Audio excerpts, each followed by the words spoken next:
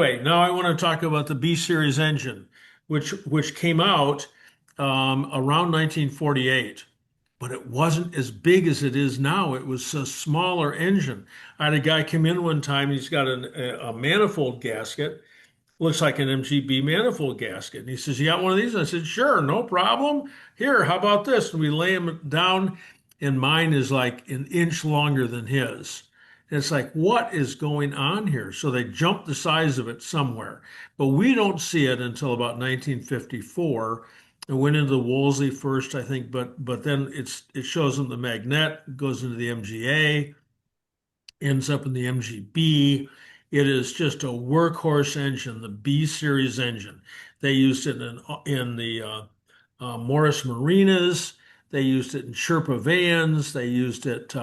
It was licensed. It was licensed in Japan, and it was there. It was a J series engine. So that one's got, instead of having a sprockets on the crank and the cam, it's got gears. So the cam's running backwards from our standpoint. But anyway, it's some of the racers used to like those camshafts because they had a lot wider lobes on them. So anyway, there's that is just a workhorse engine, and a very few were pulled out of the line of normal engines and turned into MG engines by a combination of camshafts and compression ratios. So, in the flywheels to accept the gearbox and so forth. But it's a workhorse engine. It's a wonderful engine. Oh my gosh. Um, you can get I don't know what the most 7,000 RPM out of it if everything's perfect, maybe. I don't know. But just for normal running, push it up to 6 grand. Hey, it's I've got some formulas here, but it's a wonderful engine. There's no need to pull the MGB engine out, the B series engine. And it's so confusing because there's an A series engine. Well, that goes in the MGA, right? Nope, wrong again. The A series engine goes in the Sprigget, okay, and the Minis. That's the smaller engine. And then is it the C engine? Is there an ABC? And is that the larger six-cylinder Austin engine that was changed around just a little bit to make fit in the MGC? I'm not sure. The earlier engine is the X series, XPAG, XPEG, or XPAW or XPAM, depending if it's a Wolseley or Morris. But we went from the X series engine up to the B series engine, and it really is a dynamite engine. I want to say that I have a rebuild guide. It's the first time I've done this. We don't know how it's going to work. I just talked to Marty today. It's about 40 pages long that I will send to you if you make me a $10 PayPal donation, and just in the line there say MGB engine book, engine, something like that, and Marty will arrange to get that book too. It's got a lot of information in it. The Hey, John. complete the Yeah, com I got a rebuild from you probably about 3 months ago. I'm in the middle of a rebuild. Is this going Yeah, to be different than the one you sent me? nope, nope, nope. But you Oh, can cool. send Okay, I didn't know if I needed to you can wait send until me I the got 10 it and bucks then though. read it. Oh, I'll send you the $10. That's easy. But Yeah. yeah, no, you sent it to me about 3 or 4 weeks ago, and I just got my cam today in. So Okay. the timing of all this is perfect. Great. And Hey, the John, yes.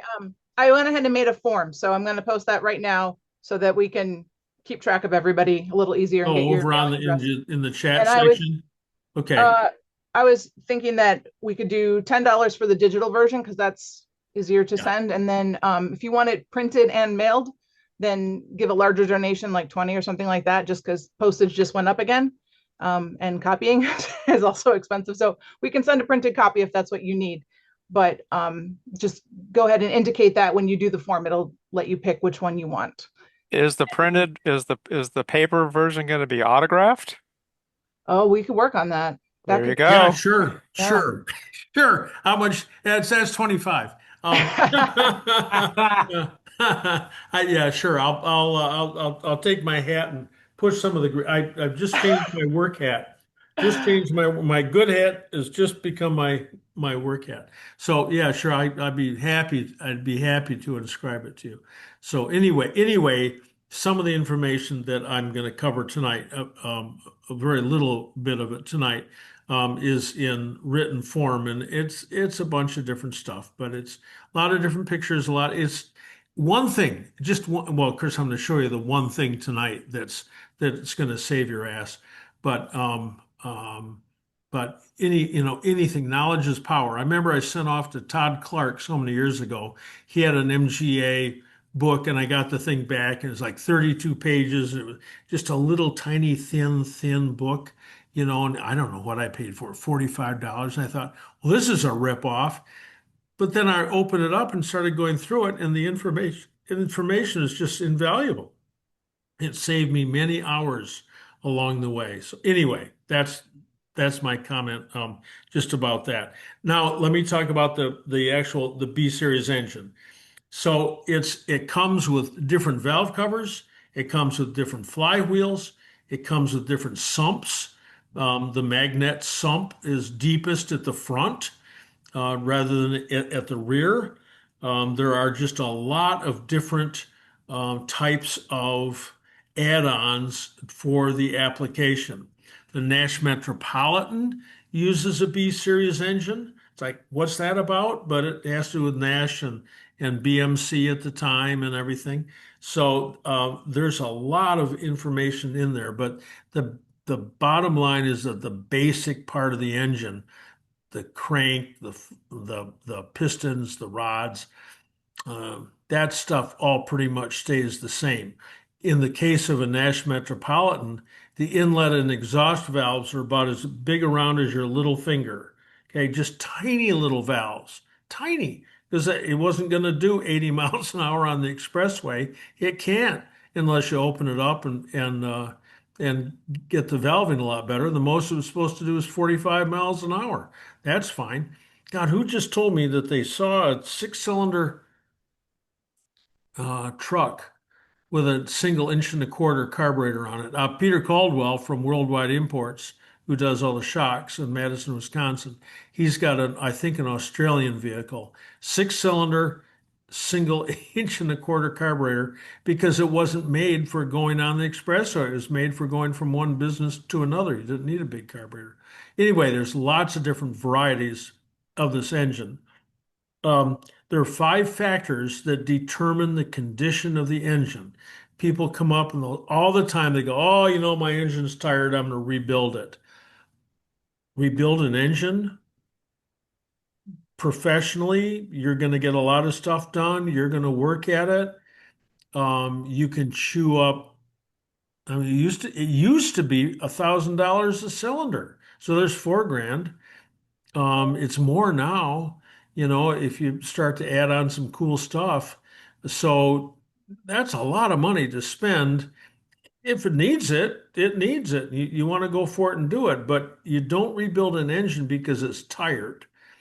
I've broken it down into 5 factors that determine the condition of the engine. Number 1, does it leak water? Okay, does it leak water? That's the question. Once in a blue moon, they're cracked. It's someplace on the inside, and they steam, and you get a lot of white smoke out of the tailpipe. Very unusual. I've only seen that a couple of times in 50 years. They can do that, but usually it's the water pump or the heater control valve or the head gasket that isn't tight or something like that. It's easy stuff. Anyway, first one is water leaks. And almost all of those you can fix right there without taking the engine out of the car. What about oil consumption? That's a real one. We all joke about it because all of our engines leak. They do, and they all burn oil. It's just a question of how much do they leak and how much oil do they burn. So if you're losing like 2 quarts a tank full, and it's not dripping it on the ground, and if it's dripping it on the ground because when you park it back in your own garage, the oil drips off. The lots of oil will drip off. So of course it's dripping while you're driving, but a lot of that oil, it gets held inside the bell housing and it will drip. So your car isn't dripping and not showing any evidence of dripping. If the car is leaking oil, passive or an active leak, it will show up on your garage floor. If it's not and it's consuming, then that's because it's burning. And it's always the rings. Not it's not always the rings, but that's the rule. If your car's burning oil, it's the rings. You go through and do all the other stuff first, but in the end, you'll end up having to change the rings. The next one is the oil pressure. What's the oil pressure? Should be 75 pounds running down the road. 60? Yeah, okay. All right. All right. 50? It's getting pretty low. Running down the road, that's pretty low. It's you're running 2050. You got a good oil pressure relief valve in there. You got 100,000 miles on the engine. Oh, well, all right. You got 100 grand on the engine. Everything's worn out. The bearings are all coppered. The oil pump is shot. So you can go in and do some half measures on all this stuff. You can go in and do half measures without having to take the entire engine out of the car and sending it to the rebuild shop, where it's going to cost you $4,000 or $5,000. What's the compression? You're looking for consistency. 90 across the board, 120 across the board, 180 across the board. Why is it so high? Why is it so low? Well, part of it's the quality of the compression gauges, part of it. The other part of it has to do with the heat of the engine, the speed that it's spinning over, um, the valve lash, a lot of stuff, and of course the compression of the engine. But you're looking for consistency. Doesn't matter if it's 180 or 120. That has more to do when you're buying gasoline. You got to get some good gas, really good gas if you're up 100, 180, but you're looking for consistency. And the last one is the condition of the cam. And that's a really hard one to check. You virtually got to take the valve train off the car, put a dial indicator on each of the 8 push rods in succession, turn the engine over a couple times for each test, and see what the cam lift is. And again, you're going for consistency. On a normal MGB, the cam lift is 0.265. So if you got a bunch of them at 0.265 and a couple of them at 0.200, cam's toast, to use the common breakfast expression. So that's any of these problems that you might have in those 5, the water, the oil consumption, the oil pressure, the compression, the condition of the cam. If you've just got one problem there, you can change. You can change the cam in place. You can do that. You can put rings in place. But if you got 2 or 3 things going on all at the same time, it's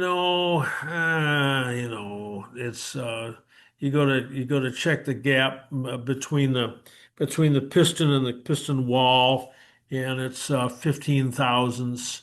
It's like, nah, it's something's really worn out here. Time to get the engine bored. But a lot of people spend the money to get the engine rebuilt, and you really don't have to. So when you do get service on your engine, when you do go to rebuild stuff, remember that this is in the little booklet that's coming to you. The automotive math is dollars equal power times reliability times efficiency, all divided by emissions. So if you want to make your car really powerful, you don't want to spend any money on it. Well, emissions are going to go up, reliability is going to go down, efficiency is going to go down. Something's going to happen there. But if you add dollars to your equation, you can do almost anything. So if you want to run your car at 7,000 RPM, only a race car driver would want to run the engine screaming that fast. You better spend a lot of money on balancing, because we're after the reliability function here. So it'll go up to 7 grand. But only if everything's like really, really in good shape. You wouldn't take just a stock engine and flog it quite that hard. Sometimes when you miss a shift or something, it's you go, oh my gosh, what just happened? But it's no place where you'd want to ride for a while. So I brought along just some things for show and tell, just fun things. So this is a degree wheel. You print this off the internet. If you got a home laminator, oh boy, how exciting is that? You can laminate it at home. You can put it on the front pulley with magnets, and then you use this to determine where top dead center is on the engine. And then when you are installing the cam, you can get the cam dialed in to wherever the cam manufacturer says it's supposed to be. The factory cam, I have one here. Here's the factory cam. This guy's set to be put in so that it's fully open at 110 degrees after top dead center. But the late Dave Anton had a VP12. I've got that in my MGA. It doesn't, sounds like I don't know how I sounds horrible at idle. So the overlap is too much. But 45 miles an hour, you put your foot down, it's like a rocket. So the cam is the main controller in the engine. The cam determines whether the engine's going to run clockwise or anti-clockwise, whether it's going to run best at 800 or 8,000. The cam is the controller on the inside of the engine. And almost all the cams come with cam specs, not all of them, most of them. And they'll tell you, this cam works best at 108. If it's fully open at 108 after top dead center, not 110 like the factory one. So you've got to be able to use your pre-printed indicator in a magnetic based dial indicator, and you can figure out where top dead center is, and then you can figure out where the cam is fully open. So some of that information's in that booklet. Just a minute here. Let me pull out some other interesting stuff. So in 1975, on the US spec in Canada, Canadian spec cars, they put a single Stromberg on the car that has a water choke, which is run by it's got the Stromberg carburetor with a automatic choke. That automatic choke is not controlled by electricity like some of the downdraft Webers. Instead, it's controlled by water temperature, which is better when it works.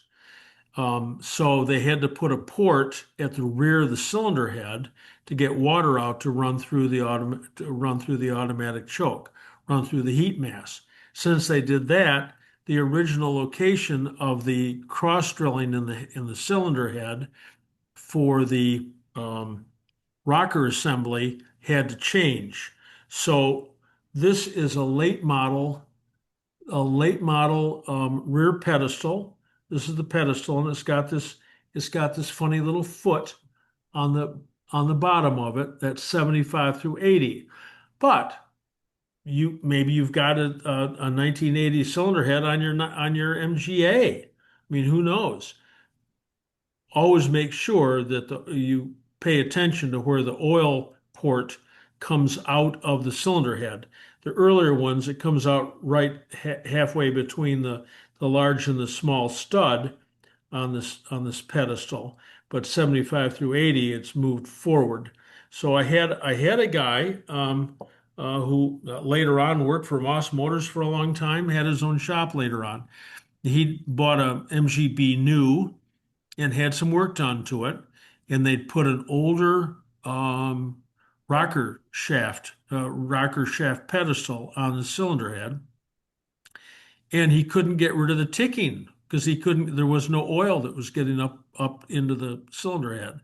And I remember I said, well, let's take the valve cover off and look at it. This is, I don't know, 1982, something or other. And I went right to it and pointed it out. He said, all the people where I work here, we're all supposed to be MG experts. So anyway, sometimes there's just little changes in there, and You got to hunt for them. So one of the most frustrating parts of building a late model B engine is the oil pump. Oh, this thing is so stupid. So there is an inlet. That's an inlet there for a transverse. It was called the land crab. It was like you got the mini, and then you got the MG 1100 and the 1300, and then they had the maxi, or they called it the land crab. Anyway, it's got a transverse 1800 engine, and that draws oil up a different route, and it comes into here. Well, there aren't any of those left. These are the engines that are left, and so when you buy a gasket, when you buy the gasket kit, it's real easy to get the wrong gasket and to get the gasket that cuts this sort of halfway off. If you do, this is sucking air and you'll never get any oil pressure. It's the most common error made in engine assembly is getting the correct gasket here. My suggestion is to make a gasket and have this all gasket down in here. If you're trying to run just a little bit of a gasket along these points, which you can, I mean, some of the gasket material is really nice. Just use grease here. You're not using any other gasket compound, just grease. But sometimes you go to put the pump on, or if you're mistaking and putting the gasket on the pump and then the pump on the studs, it'll tear, it'll move, and you get a hole here in one of these places, and you can't get any oil pressure. This is a real problem area, and it's because the way the pump is manufactured to accommodate an old system which hasn't been used in 60 years. The cam, the sprocket on the bottom of the engine, this is so stupid. You put this thing in, you put the keyway here at 12 o'clock, and you got your timing mark here, and then you get your big wheel, the big cam wheel up here, and you put the timing mark next to this, and you put a straight edge between the cam and the crank. You make sure that the timing marks are in line with that, so you know that it's lined up. Now, why wouldn't that be firing on number 1? But it's not. It's firing on number 4. So when you go to put the distributor drive gear in, you got to put him in upside down from the way you'd think you'd have to put him in, unless you give the engine a full 360 turn, and then you can put the distributor drive gear in correctly. So anyway, there's just some stuff. There's just some stuff about building the engines.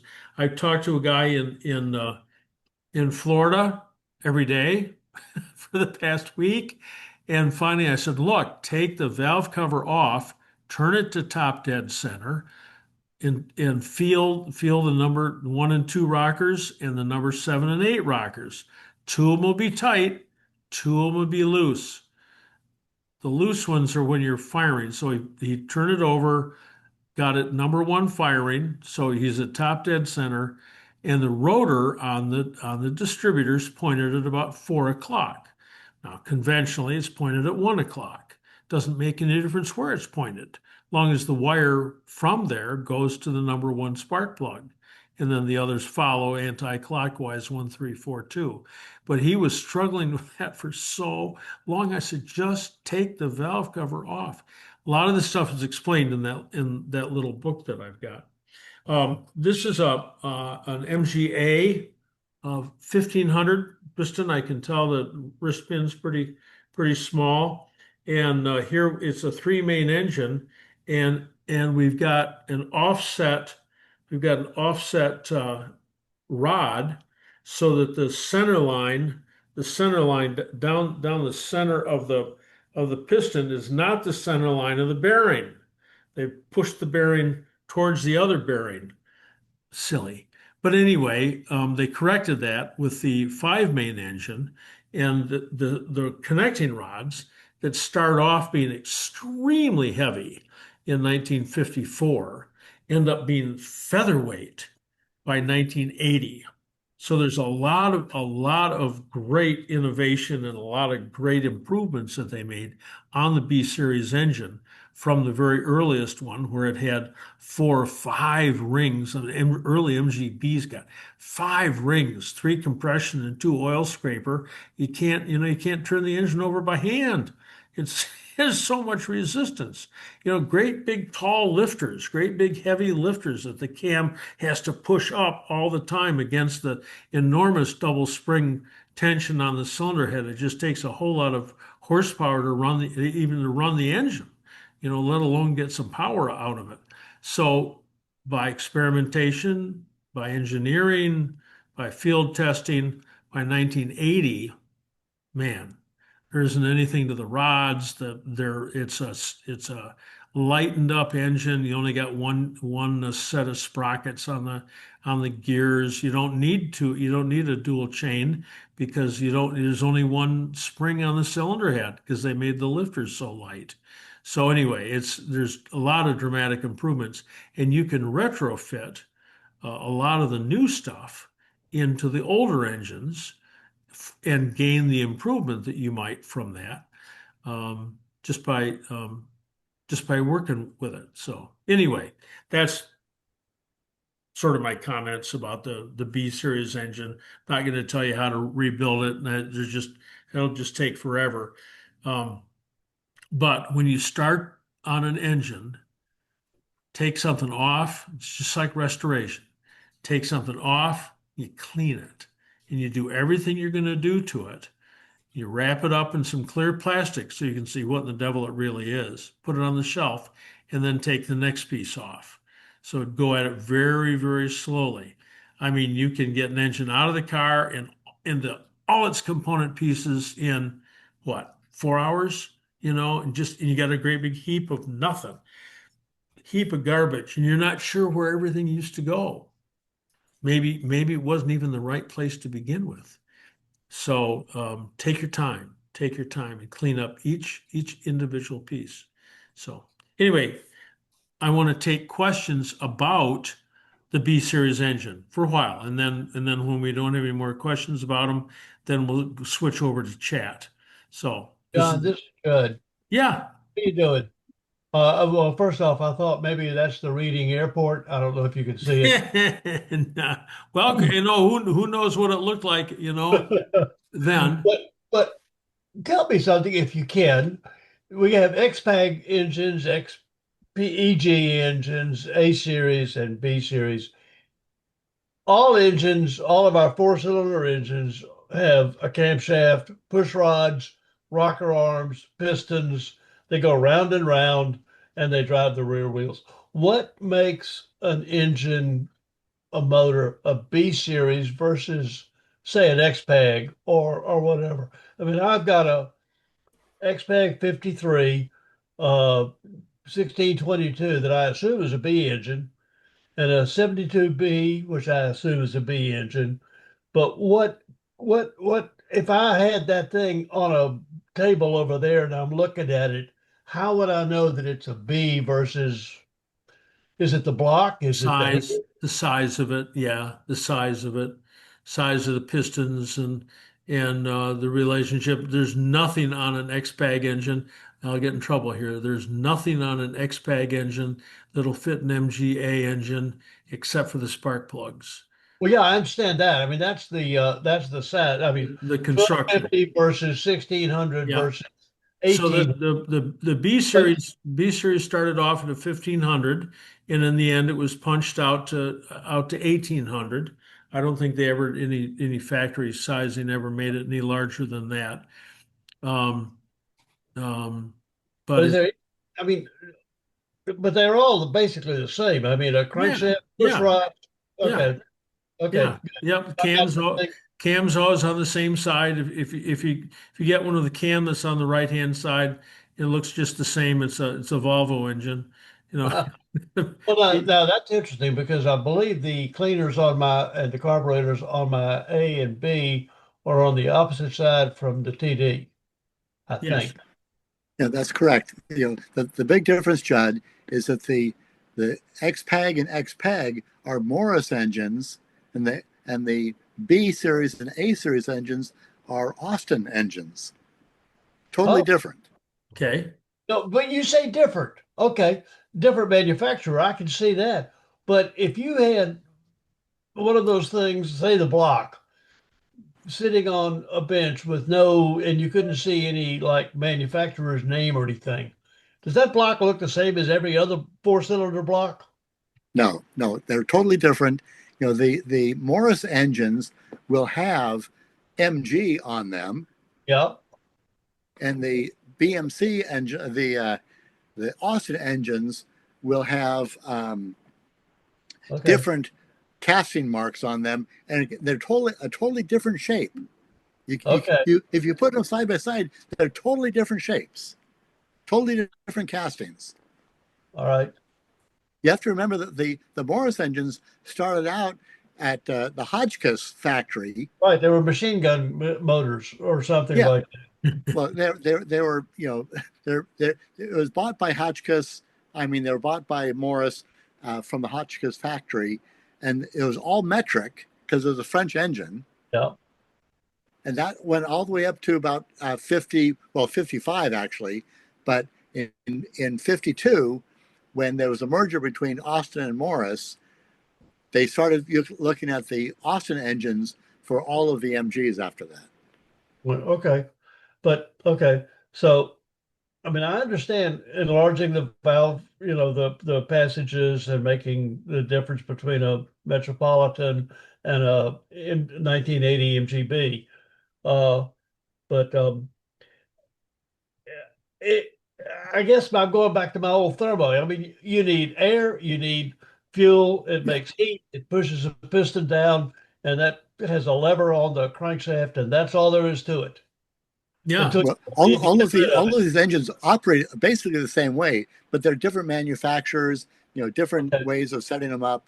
The Westlake head on all the A and B series engines, there's a totally different combustion chamber shape.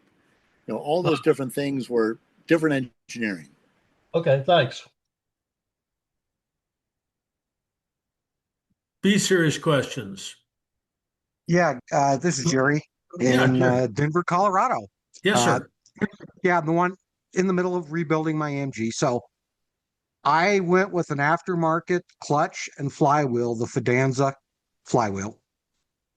I had the crank balance. Should I get the flywheel balanced? Do those come balanced from the factory, or do I need to The send it out? crank, the front pulley Mhm. and gear, and crank and flywheel should be balanced as a unit. Okay. Now, let me just say a few things about a flywheel. When you're sitting at a stoplight and you want to take off, the heavier the flywheel you've got, the more launch speed you've got. You've got energy that's saved up in the flywheel. And when you let the clutch out, the rotation of the flywheel launches your car and gets you up to 10 miles an hour, 5 miles an hour, where you don't have to rev the engine quite so much. An aluminum flywheel, which maybe is what you've got, Yes, it is. is designed for racing so that you can change the speed of the engine without having to worry about all the energy that you're going to have to put into the flywheel to change the engine speed. The downside of it is if you're using an aluminum flywheel on a street car, you got to rev the shit out of it at the stoplight, or it's going to stall. Because in the original MGA flywheel weighed 27 pounds. That's pretty heavy. I just moved one the other day. And then it got stripped down to about 19 pounds. And then the MGB5 main flywheel, four synchro, I think that's about 17 pounds. But those aluminum flywheels are just not enough weight in them to get you launched. So just expect that you're taking off from a stop sign, stoplight is going to be a lot different now. Okay. And so I did have the crank balance with just the crank. Yeah, so take it That back. was my mistake. I realized afterwards that they were balanced as a set, the pulley, Right. crank, the flywheel. So with the aluminum flywheel, am I going to have issues with it being balanced, do you think? I would take it back. Okay. Take it back. And you Yeah, got to take the clutch cover too. You got to take the pressure plate, not the clutch disc, because that's got an infinite number of rotational positions. hmm Depends on where you let the clutch out. But the pressure plate, the flywheel, the crankshaft, the front pulley, all of that is usually balanced as a unit. Okay. So I need to pull out that whole rotating assembly and get it all balanced together. Talk to Otherwise, your guy. Yeah, I would. I mean, okay, if you've had one balance already, and then he's going to stamp the flywheel and stamp the crank, so everything that right you where it was, so you know what position. So when you go back together, it's all put bingo. back to Yes. being balanced. Okay. Yep. So it sounds like I need to kind of take a step back then. No, Because this will just be the first yeah. step back because Oh yeah, yeah, I know. you got the rule of three, right? So Right. everything you do, you got to do three times. Right. Okay. So no, Okay. thanks for the info. No, it gives me more to think. Like you said, more Okay. information, looking out there because I just wasn't sure having because I've done a lot of 350 other engines and I didn't realize the B was balanced as a set. Yep. So when I took it to the machine shop, they just balanced the crank. And you could see where they took some metal off to get it to balance. Yeah. Okay. So if I go back I've got the original clutch flywheel, I've got all that I could put back on there. Once I Uh, get it resurfaced, I just thought, hey, I'll go with an aluminum one. I understand the higher RPM, that would be balanced. Then I wouldn't have vibration issues. you never have vibration issues in the engine from a flywheel. That's If not they're, anything you'd feel. You'd never yeah, feel okay. anything. Because it's so You light. Right. Yeah. Okay. if you do feel vibration from the engine, I had one that come in one time. It was the weirdest thing. It was a very unusual sensation. And I put my foot on the clutch pedal and it was trembling. And I told the customer, I said, I don't know what's going on, but we get, something's going on with the clutch. We get the thing apart. The flywheel's loose on the crank. It was wobbling back and forth. Oh my gosh. The only time I'd ever seen that. But yeah, that's that. If it comes apart, there's so much energy. There's so much energy in a flywheel that race cars have got shields up at the front of the bell housing in the tunnel, so when the flywheel does come off, it doesn't take your feet off too. So Yep. a You are lot of 100% energy, correct there. Yeah. a lot of You don't energy. want to be around when they come apart. No, no, no, no, not at all. Okay. All right. Well, John, thanks, John. Yep. Appreciate it. John, Yes. I've got a question I'd like to ask on the subject. Yes. Um, I've got an MGB which I've had now for about 50 years. And after around 30 years of daily driving, I've done 150,000 miles and had a substantial part of the engine rebuilt. And I've been quite quite pleased with the work that was done, except there is one issue that I had mentioned briefly previously. And while this is now very much on subject, I'd just like to raise it again. It used to start with the oil pressure flicking up almost instantaneously, and I was very happy with that, as most cars do. But now, since the work has been done, if I haven't driven it for several weeks, the oil pump seems to lose its prime as if it had never been started. What And year? What year? it's a 1965 late Mark I 5 bearing. And what sort of oil filter? I'm sure we've talked about this before. What kind of oil filter do you have on it? Oh, it's one that's original. It is facing upwards. It's not facing down. Ah, is it a spin on or is it an element, a felt No, element? the old felt element type with the bolt through the middle, Okay, which you would get under the car to put it in. that is the problem. So get a new oil filter housing and bolt Mhm. Well, no, you can use the old bolt. Get a new oil filter housing from a 70 through 80 MGB with a top-loaded filter, and that'll take care of your problem right there. It That won't. they Sorry. used that vertical filter in the United States in 68 and 69. And then in 70, they went over to a spin-on filter, which does not empty out at night or during periods. I guess it doesn't have to be nighttime, does it? During periods of disuse. So that's the problem is that oil filter. And you ought to be able to get a new oil filter housing from a scrap MGB engine somewhere for not very much. And then Okay. you just buy a spin-on oil filter for a 1980 MGB, your problem solved. The horrible thing when you start it up like that, you can hear the rods rattle for what, 5 seconds until you Yeah. get oil pressure. It's Yes. like, ee. Yeah, exactly. Yes. Yeah. But the original filter was is underneath. I don't see how it could drain because it's always full, isn't it? Yes, but you said yours is vertical from on top. No, no, I said it's Oh, underneath. it's still hanging down. All right, my error, my error. So the next thing is the oil pump. The oil Right. pump. Something, Let's. oh I'm just boy. trying to show. I was just trying to show you. This is the original oil pump, Yeah, yeah.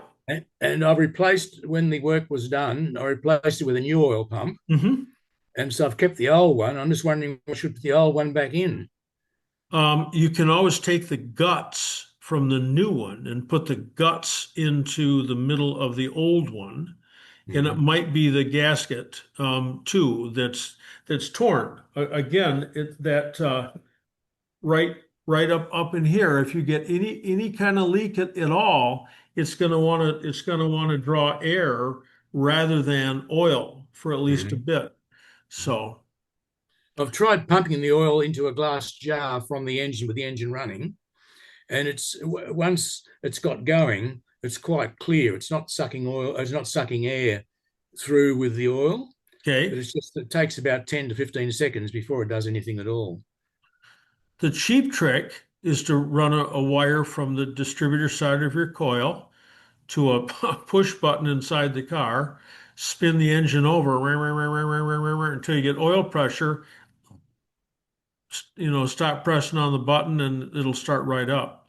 So that's the cheapest way out. You Mm. can get the sump off without taking the engine loose from the mounts. Mm. Up front, you've got to have an offset ring spanner up front. Oh my gosh. It's dicey, but I've done that lots of times, and you can get that down. That's why I suggest that when you put the new gasket on the sump, you put sealer between the gasket and the sump, but grease between the gasket and the block. So when Right. you do have a problem, that sump comes right back off again. You don't have to scrape or fight anything. Mhm. So, So you think this could be oil pump related? yep, that's the only thing that makes any sense to me. Yeah, that's what I thought, but I thought the new pump was a way of avoiding issues. Yeah, okay. I mean, I'll just it's have to get rid of I it. don't know. I talked to a guy a couple months ago. He was just built an engine. He goes, I can't get any oil pressure. This guy builds engines a couple of year. I mean, he's real good at it. He goes, I mean, why can't I get oil pressure? And I said, I don't know. You leave the oil pump loose? He goes, well, I don't think so. Well, in the end, he took the sump off and he left the oil pump loose. So there's all kinds of stuff that can happen, Mhm. during yours isn't loose or wouldn't work at all, but just a torn gasket or a folded gasket or something might be the problem. Yeah, Why, because why, once I've why got did it he put the going, new, why did once he I've put got a it new, going, it's fine, and the oil Yeah. pressure's Yep. really good. Yep. Mhm. But why did he put the new eventually, oil pump on in the first place? Was what's there, that? why did he put a new one on in the first place? Because Maybe he the had oil was 150,000 good. miles on the engine. He changed the rods and mains and the oil pump to stave off crankshaft failure. Yeah, I Yes, yes, understand that, but if he had good oil pressure before, then the pump was working. Yes. yes. Well, I could have retained the old pump, but I thought it was wise not to. Well, given our new parts, always thanks. I bet it's not the part. I bet it's something about the installation. You're right, John. I'll shut up. Thank you. Okay. Well, thank you very much for the help. All right. Okay. All right. We're still searching for B series questions. John, I I have a got a question question for for you, you. John. George, I got George on my screen. What's up, George? Yeah, a couple of questions, John. Number one, rebuilding these engines, I've done several of them, but correct me if I'm wrong, but the five main crankshafts, pretty much all the same. Should you upgrade the older engines, five main, with the newer rods, newer lifters, and a better head on it? I call it a better head, but a newer head, but you could use the older one. But to update those lifters, update the rods to where you don't have those heavy rods. Would it be wise to do that on the older Sure. engines? Sure. Okay. I have one other question for you. Have you ever seen a bent crankshaft? Not out of a running engine. I tore an engine down the other day, and I took the crank down to the machine shop. The two end bearings, the two main bearings on the ends, the outer edge of them, the bearings looked almost brand new, but the outer edges on both of those front and rear bearings was beat out, just beat out. So I took the crank in. I said, we got a problem here. We need to find it. They checked that crank. It was 4 thousandths bent. I've never heard of such a thing. How do you bend a crankshaft? There's a lot of forces in there. Yeah, crazy. Yeah. One other quick question. It's on subject of the oil pressure. MGA B engine in it, runs beautiful, absolutely beautiful. Started up in the morning. I got 75, maybe even pushing a little better oil pressure on that. Take it around the block, warm it up, come back to the garage, and if I let it idle, that oil pressure will bounce from 75 to 55, 75 to 55. That's the Not oil. fast. That's the oil pressure relief valve opening and closing. So it'll do that at idle. It shouldn't do that on the road. Once in a blue moon, you'll see one doing it on the road too. But it's just, the pressure falls, so the valve closes. As soon as the valve closes, the pressure goes up. As soon as the pressure goes up, the valve opens, and you get that about that fast. Yeah, mine's not quite that fast. Okay, The other part of that, though, I think I may have too much oil pressure too, because on the road it starts to push up around 80. that's fine. No problem? No problem.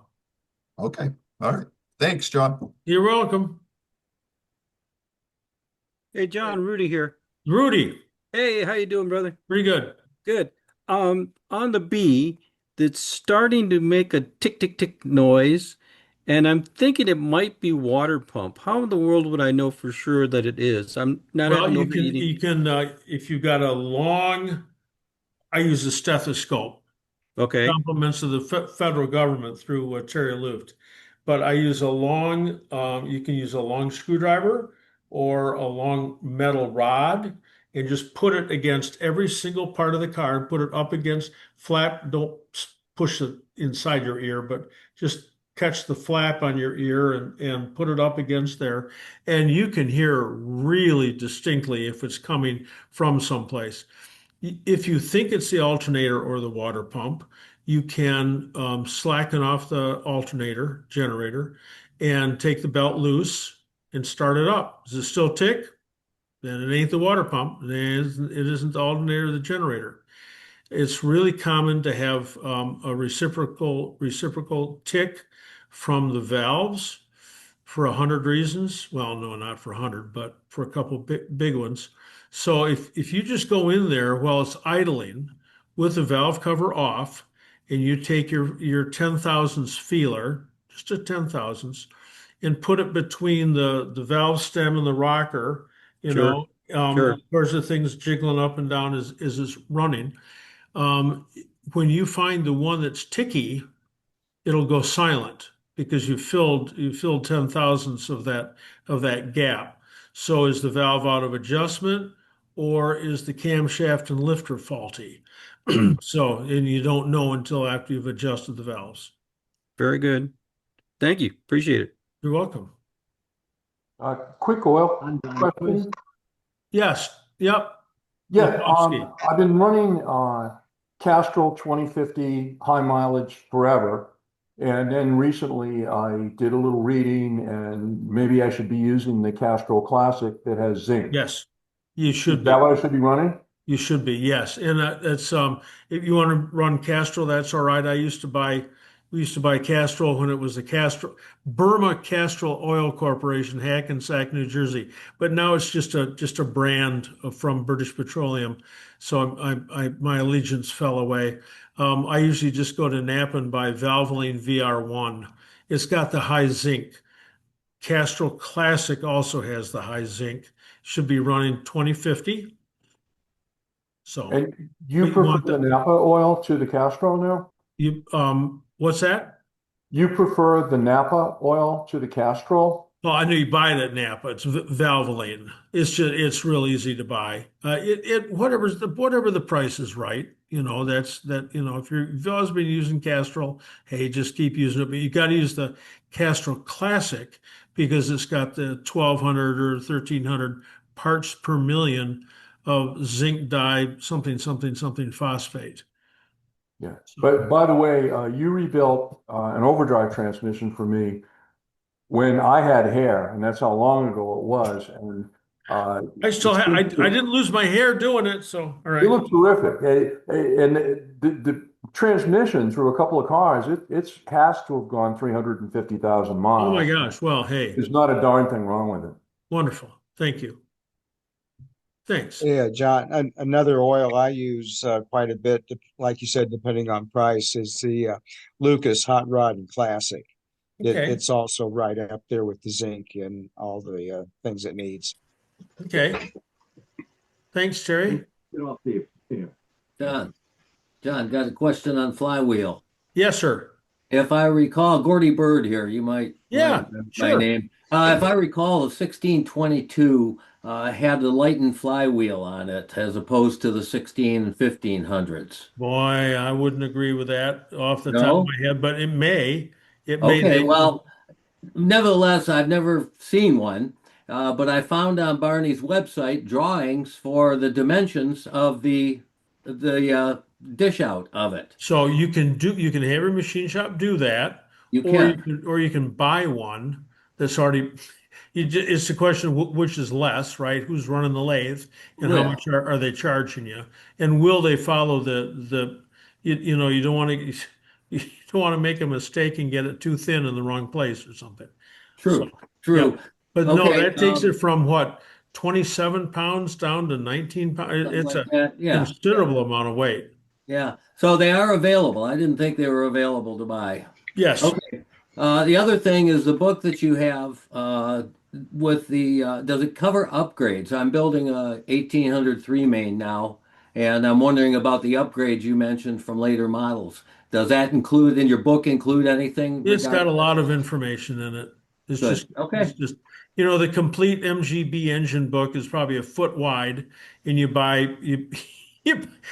quarter and half inch and inch sections of it for $25 or $10 or 600, $60 or whatever. The more information you got, the better. And if you run into a particular problem, Gordy, call me, and Thank you. I'll be more than happy to try to sort you out. My go-to place, the difference between the MGB flywheel and the MGA flywheel is the number of locating pegs on the transmission side, the bell housing side, for the clutch cover. Okay.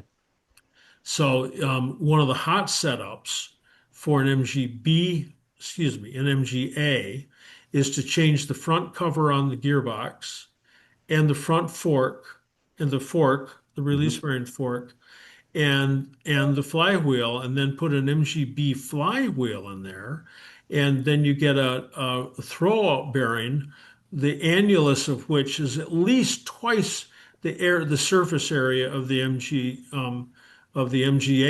throwout bearing, which is the same as a T-type or a midget. It's a pretty small throwout bearing, but a B throwout bearing is so much bigger and so much nicer. I like that front cover and the fork, and I can use the B flywheel. Yes. I like that. Thank you. All right. B series questions. Jim. Oh, yes. So I have a V, a 68, and it's pretty much totally original. Never, I did have the head replaced once because it was cracked, but otherwise the engine is pretty much original. It's got about 120, 30,000 miles on it Okay. and doesn't use any oil, but the oil pressure is maybe a hair below 50. Yeah, that's bad. And frankly, I can't remember it ever being over 50 All right. on this Well, particular what year is it? 68. And That's it has the oil filter that's up the top. horrible one. Yeah. The horrible one. It's also got an electric oil pressure gauge, Yes. all of which read wrong. Okay, that's the rule. Some of them read right, but Yes. yours reads wrong. So my suggestion is find another oil pressure gauge, screw it in, just underneath the bonnet, screw it in underneath there, Uh-huh. rev the thing up to 2000, see what you're getting, put your original one back in place, take it up to 2000, see what you're getting. And, if the accuracy of the gauge is wrong and you want to do the whole step, it's a huge project to put a mechanical oil pressure gauge in your car. Steering column comes out and you're working up behind the dash to replace the rectangular oil Oh, pressure yeah. gauge. I've tried to get my hand there before. Now Yeah. you It's got to get almost impossible. it's almost Yeah. it's not impossible. It's just almost, you got to take the column out. I mean, and then you can put a mechanical gauge in there from a 72 through 76. You're going to get an absolutely correct reading. Do you need that? No, not But not if you know no. what your oil pressure really is. Well, so now maybe that explains this other weird phenomenon that's been happening recently is that when I start the car, the oil pressure comes up and it's maybe 35 pounds. And then when it warms up, it's higher. And that might indicate a gauge, right? I mean, because normally you'd expect just the opposite, right? Normally, that would be backwards. Yes. Yeah. So Yeah. there's no substitute for you can go to those, what are the O'Reillys or something, and Yeah. buy an oil pressure gauge kit for dirt cheap. It's got 10,000 fittings on it, and you're looking for the 1/8 inch BSP um, fitting, to hook into yours, but just use it for a while, just to see. But I hate those electric oil pressure gauges. I just hate those. They're never right. I hate the upside down oil filters. Those things allow the engine to rattle for a couple of seconds before you get oil pressure. That absolutely change. And if you've never changed your bearings in your engine, if you've never changed them, then drop the sump, change all 4 rod bearings, change the center 3 main bearings. You can't change the ends. They just can't get there, and change the oil pump. You can make a case for changing the oil pressure relief valve, but you better have some pretty strong wrists to do that in place. So anyway, that's just a preventive measure, because once the bearings get so worn that you can't hold the bearing away from the surface of the crank, then the surface of the crank is going to get scarred up. Then you got to take the whole engine out and have the crankshaft turned. And oh boy, if you're going to do that, you're up to, 4 or 5 thousand bucks on the engine if you're having somebody build it for you. So this is a preventive measure. Hey, John? Yes. Yeah, my name's Rob Nichols there. That's my white car in it. It's a 69, and I've got the vertical oil filter with the element in it. Eee! Now, I've never heard it rattling when I start it, ever. Okay. It goes, it runs about 75 pounds pressure, and it's got the electric Okay. gauge, right? So how accurate that is, I don't know. But somebody gave me the late period fitting adapter Yeah. for it. is there an O-ring or something that Yes, goes there's an between it and the O-ring block? up, yep, inside the block. So you're gonna take the your oil return line off the housing, and then you're gonna take the housing off the engine, 3/4 inch wrench. That's a half 13 bolt goes up in there. You're gonna take an ice pick, an awl, something like that, and you're gonna go up into the groove, and you're gonna force that thing out, and you're gonna say, "Oh, there must not be an O-ring in here." There is an O-ring in there, or it would leak phenomenally quickly. Um, so get the old O-ring out, buy a new O-ring, um, and put a lot of grease on it. Push that back up into place, and put that spin-on oil filter adapter on there tomorrow. So that O-ring, is that something you got to get from Moss? Yeah, that's not, you can't buy that at the hardware store. Okay. And On, the on other top thing, of all that is a square O-ring. Wait a minute, how can an O-ring be square? Yeah, well, the profile, you mean, yeah. that is square. Oh, the Along with quad. that, I'm thinking about replacing the oil lines from the cooler with those outside steel braid ones. I'm going to I've got to hit the mute ball here because I got way too much background noise, but I'm going to keep talking to you, and you can hit your unmute there again, Rob. And so if the oil lines are not leaking, don't change them. Okay. No, they're Some not. some of the new lines aren't as good as some of the old lines. I have seen them weep. I have seen them blow apart. Shouldn't. They're brand new, but I have seen that. Or they're a little too long, or the angle's not quite right, or. So, but Okay. Well, I was told, I go to a number of shows up here. I'm in yeah, Vancouver, BC. yeah. And so I go to a lot of shows up here, and quite a few people have told me that the old hoses start to deteriorate on the inside I and clog up the oil cooler. Is that correct? I haven't heard that. Fred Horner, what have you heard? Yeah, I've never heard that. I recently dismantled a car, and I was going to salvage the cooler, put it on another car, and I tried to separate the lines from the cooler itself. Did not work. Even though I heated it up, it just stripped the aluminum threading right off of the cooler. So now it's trashed. So just have to be really, really careful if you want to separate a steel part from an aluminum part. So it should be okay to remove that line from the vertical oil filter housing? Oh yeah, that just done. Yeah, you need 15, 16 wrench, maybe inch Okay. wrench.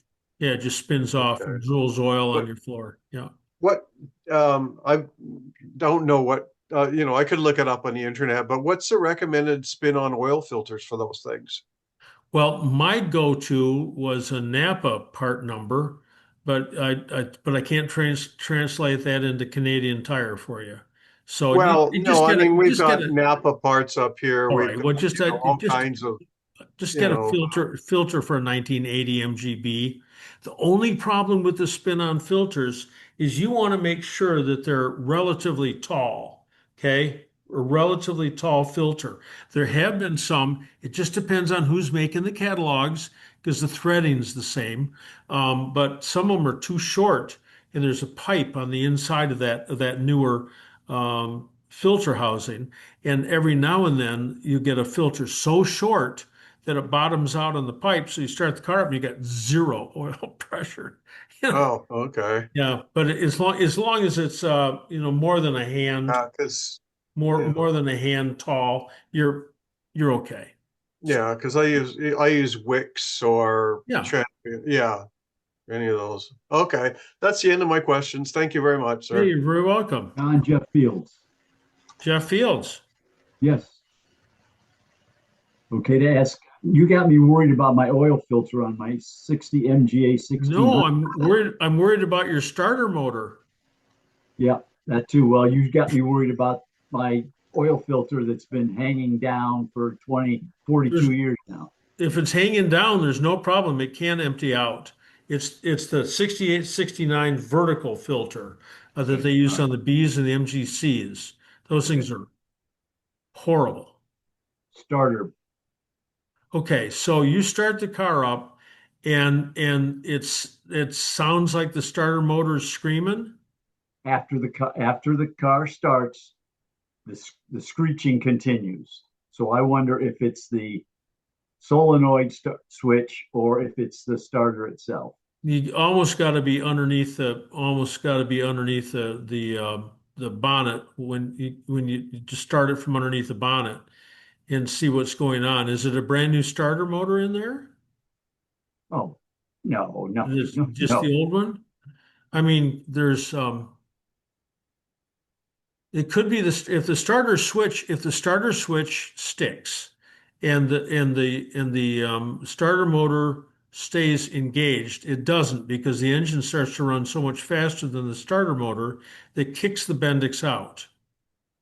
So the starter motor is still running, but the engine's running also, and there shouldn't be any interference. Um, Sometimes the teeth get really worn on the flywheel, and they'll grab the teeth. They'll grab the teeth from the starter motor, and spin it. But if that's happening, then if I don't know what the ratio is, 10 to 1. If your engine's doing like 2,000 RPM, the starter motor's doing 20,000, and it blows up. It literally disassembles on the inside.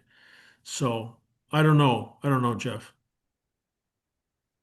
So I'm going to change the switch first to see if that makes any difference because that's a lot easier than changing the starter. John, John, if I can interfere. Yeah. John, I had the same problem on my MGB for a year or so. What year? So it's a 69B. That's a pre-engaged starter. That's different from Jeff's. But okay, but go ahead. Okay. Well, I don't know if it's. Go ahead. I'll have to look into that. Anyway, it was the all I had to do is just pull that starter out and lubricate the system. And it cleared it up, and it's cleared it up for years. So but it was very similar.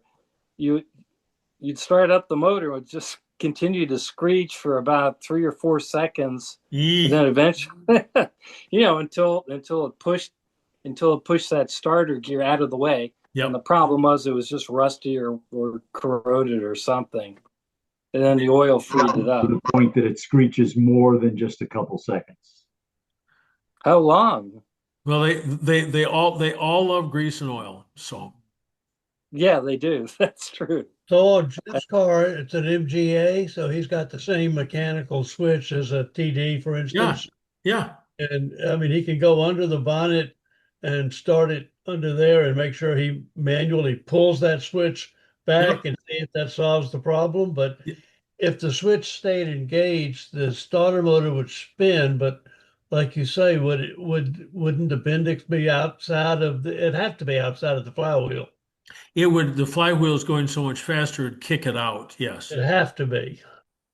Unless it is. I think it's disengaging, but the switch isn't disengaging, and so the starter motor's spinning with no load, and therefore going up to high speed. We'll ask Jeff to tune in next time and tell us. Okie doke. Okay. Hey, John, just one real quick. I moved 7 miles farther west of Grafton. I apologize. Okay. Grafton, Ohio, 44044. That's the city where I bought my first MG. Yep. John, on the oil filters and the oil, and I saw a test on the internet. Some guy was testing oil filters, and he came up with Wix, Purelator, and Motorcraft came out to be the best 3. I've been using Motorcraft because it's the same filter that goes on my Taurus. Okay. And then as far as the gentleman that had 50 pounds oil pressure, my 71 MG, he had barely over 50 pounds. Then I put the mechanical gauge on it. No, I got 75 pounds. You always had 75 pounds. It just always did. Yeah. Okay. So, John, I'm looking at the Moss catalog and I'm seeing an adjustable oil pressure regulator. For what year and model? Well, this is in the TD Yeah. Yeah. catalog. Is it only for that? And does it Yes. work? Is it worth it? Well, if you're having trouble getting your oil pressure dialed in, sure, sure. I mean, well, it's cheating. It's not cheating. You in your TD, as long as the line's coming out from the block and not the head, so you're reading the pressure in your main oil gallery, and as long as the top bolt going into the cylinder head is grossly restricted, so you don't have a huge pressure dump right there, is that 1/8 inch line dumps into just a cavern. You should be running at 60, 70 pounds going down the road on your TD. And if you're not and you want to crank it up, that adjustable oil pressure gauge is pretty cool. You can dial in the oil pressure you want. Okay, how about you just buy one? But gosh, for $145? Wow. Yep. Yeah. Well, it's a lot easier than taking the oil pressure relief valve out of the bottom of the pump and then saying, well, I'm going to get another compression spring and put it in behind the 1/2 inch ball there, and I wonder what that'll do. So you put it back together, then you're getting 110 pounds. You go, oh no, that's too much. Now And I I get, always thought they said to put a washer in there or something to well, it's real use on the a old T-type. one. It's really hard to put a washer in behind. It's just it's a But you know, is all of what you've just said irrelevant to the A and the B? Nobody's come up with an adjustable oil pressure gauge, an oil pressure relief valve for an MGB yet. Somebody will. I made one. I mean, it was super easy, using an old cap and just threaded it and everything. But anyway, on the MGB, when you're rebuilding the engine, there's a shim that goes down inside the oil pressure, inside the valve, which if you look at the diagram, you'll see it's a little disc. It costs 89 cents or $1.50 or something, but it's the same size as a 1/4 inch lock washer. So that's what I use, is just a 1/4 inch lock washer twisted straight, just a helical lock washer. But instead of using one, I always use two, one inside the valve and one inside the cap. And that pushes the pressure up to 75 pounds or so. So. Okay, I think I've got a question in chat about the same thing. So if you Okay. get to it, recognize it, skip it. Okay, will do. Hey, John, it's Jim. Yeah. How you doing? How much is your show this year? How much you mean to come? No, yeah. It's $50 for the whole weekend. We Okay. feed you. Yeah. Listen, we spend it all. Yeah. It's a good time. If anybody wants to come, just give me a buzz. Hey, last year, if you remember, that Napa 1098 or 1068 oil filter we had here, the relief valve inside the little helmet It was would not fit. Yeah. Yeah. I won't use those anymore. So I've I've been- been buying the Purelator 20195s at Tractor Supply for $6.99. 20195 pure. That's the Purelator. Yep. Okay. Right. That's the tall one, the narrow, tall one. But Yeah. no more Napas for me. Yeah. That costs 5 quarts of Yeah. oil on the floor. Yeah. You could have ruined the engine. Yeah. Thank you. Hey, John, Gerard D'Angelo from Yardley, PA. Yeah. Hey, yeah, just to mirror Jim's thought, that's exactly the one I use, is the Purelator 2195. That's a great oil filter. But I do have a question for you in regards to oil pressure. On my 79B, I get a lot of fluctuation. Could that be an indication issue? At idle? Especially, yeah, at idle, yeah. Where it's flicking? Yeah. That's just the oil pressure relief valve opening and closing. And then as soon as you hit 2000 RPM, it doesn't do that anymore, correct? Correct. Yeah, it's just that's normal. That's okay. Yeah, I it's just not- didn't it's know not- because it's yeah. not normal, but it's not bad. Okay. All right. Just wanted to know if it was something to make sure I didn't want to worry. Sure. No, good here. How are you? Yeah, Chris. John, I've just trying. I've got a 69, which I've spoken to you before, that we're putting back together. I just checked Moss, and they don't have that oil adapter. You're right. This engine has the oil filter that's the top end Yeah. oil filter, but on Moss it only goes up to 67. So you can buy them up to 67. There was no 69 there. If you look under oil filters, they probably have an adapter, but if you're looking for a good used one, as long as the threads are on it are fine, it's just a chunk of aluminum. It hasn't got anything more than just aluminum and some threads. Sports Car Craftsman in Denver, Colorado is always a good spot for getting used stuff. And you're in California, right? Yeah, in San Francisco. Yeah, so somebody around, call down to David Knock it's British Car Specialist in Stockton, and just tell him you're looking for the oil filter adapter for a 70 through 80B. Yeah, he may have one. So, all right. Thank you. Yes, sir. Hey, John. Yes, Dave. I have a MGTD. You were talking about oil pressures on there. I put some spacers in there, said I got around 60 pounds, but when it warms up, it seems to drop back in the 50, 40 area. Yeah. Any ideas? So your technical call. Where are you reading the oil pressure, from the head or from the block? The block. Okay. Do you have a restrictor in the bolt that goes from the oil tube into the cylinder head? I'm not quite sure.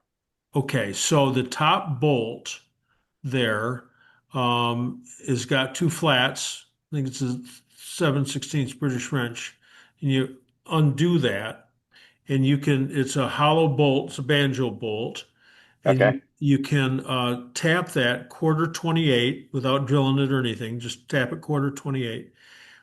Should tap at quarter 32, but that means you got to buy a new tap you'll never use anywhere else. And then go to Napa someplace or other and buy a blister pack with Holly jets. And you want the diameter of around 60 thousandths. And that's got a quarter 32 thread. And even if you put a quarter 28 in there, they're brass, it'll conform. You can make, with a big enough screwdriver, you can make it work, and you screw that into the bolt. Now, the not so much oil comes out of that bolt to lubricate the rockers. There's Okay. too much oil that come on almost everyone's car. Too much oil comes up into the rocker area, and it bleeds off from the main oil gallery. So once you've Okay. done that, then see what your pressure is. But if it's still low after it warms up, that's either because you're not making enough pressure, or you're using it up too fast. And almost always you're using it up too fast. You can get the sump off that TD pretty easily and replace the rod bearings. Yeah, everything's brand new actually on the Oh, engine. okay. All right. Okay. Yep. All right. Thanks. Yeah, good luck. Oh, just an aside, if you've got funky oil pressure in any car, take the line off the engine that goes to the oil pressure gauge, put it into a clear glass bottle, start the engine up, fill up the container with oil, and look at it. Is it aerated? No, you don't want it aerated. If it's aerated, why is it aerated? Because the system, someplace on the inlet side of the oil pump, it's sucking air. Oh, And okay. that will depress your final oil. It's real common on a T-type, because you've got the oil pressure, the oil pickup that attaches to the side of the sump with a paper gasket that can leak. The other side of it can leak, and then where the sump goes up against the block, that's just a gasket that can leak. So if you're getting any bubbles, That's why your pressure's low. It's a real cheap trick. And I'm the fan of you do the cheapest, easiest, simplest things first. So get it fully diagnosed before you start taking it apart and buying parts for it. So, All All right, right, John. thanks. yeah. If you got too much oil in the engine, the crankshaft connecting rods dip in the oil and froth it up, and you get all kinds of air and it looks milky. Okay, that's a real good point. Almost all of our cars, the oil's at quite some distance away from the crankshaft. But if it's overfilled because, I don't know, because you got confused, because the dipstick doesn't go in all the way, it's got the wrong dipstick, then if the is like Barney says, with a crankshaft and the rods splashing through the oil, it'll make one terrible mess of oil underneath and aerate it right underneath. We had a guy come in the shop a long time ago, and the higher you rev the engine, the lower the oil pressure got. It was so weird. And we tried and tried and tried. Finally, I tried that trick. Maybe somebody told me about it then, and I put the line into a bottle. And the faster the engine went, the frothier it was. So we took the sump off, and somebody changed the rod bearings prior to us taking a look at it, and they'd mixed up all the rod caps. So we put the rod caps back in the right place. Problem is solved. So weird. I mean, there's no end to the possibilities. But anyway, thanks, Barney. John, Yes. I have a question about this MGA filter Yep. holder. I guess the oil goes through this pipe into the filter. Yes. Now in here, it looks like there is a bypass valve. Mm-hmm. Yep. Is So there a if way if the filter should plug up, then that valve will open up and you'll get unfiltered oil in the engine. But at least you get some kind of oil in the engine. Okay. Is there a way to check that that's No. working? No, I spray it off with some carb cleaner and spray some compressed air at it, and it'll be all right. So I have this old spin-on adapter made by a company called Mocal in Britain. Yep. Does anyone have any experience with these?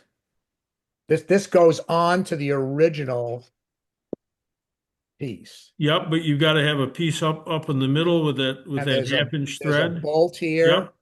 that bolts up inside. Yep. And then, well, you can't see what I'm doing. And then the But I filter can. screws Yep. on here. Right. So one concern I have is there 4 holes drilled in the perimeter of this? You can see them there. Yeah, so you don't want to torque that down too tight because you'll snap it off. Oh, well, yeah, but are those holes enough to allow sufficient oil passage? I guess. Yep. Okay. They've been making those for a while. So yeah. So then there's also going to be on the spin-on filter, there's a bypass in the filter also, right? No. I don't know. I don't think so. I don't know. I haven't cut apart Oh, okay. All right. a Probably filter not. long time. Okay. I think most of the spin-on oil filters have both a bypass valve and a pressure relief valve or an anti-drain back valve in the filters. Okay, thank you. Thank you. In some of the B series engines, some of them, like on the Nash Metropolitan, don't even have a filter. There's no filter, so that line that comes out of the back of the block hasn't got a fitting on it, just got a bolt because all the oil on the B series engine comes up a transverse oil gallery and exits just to the rear of the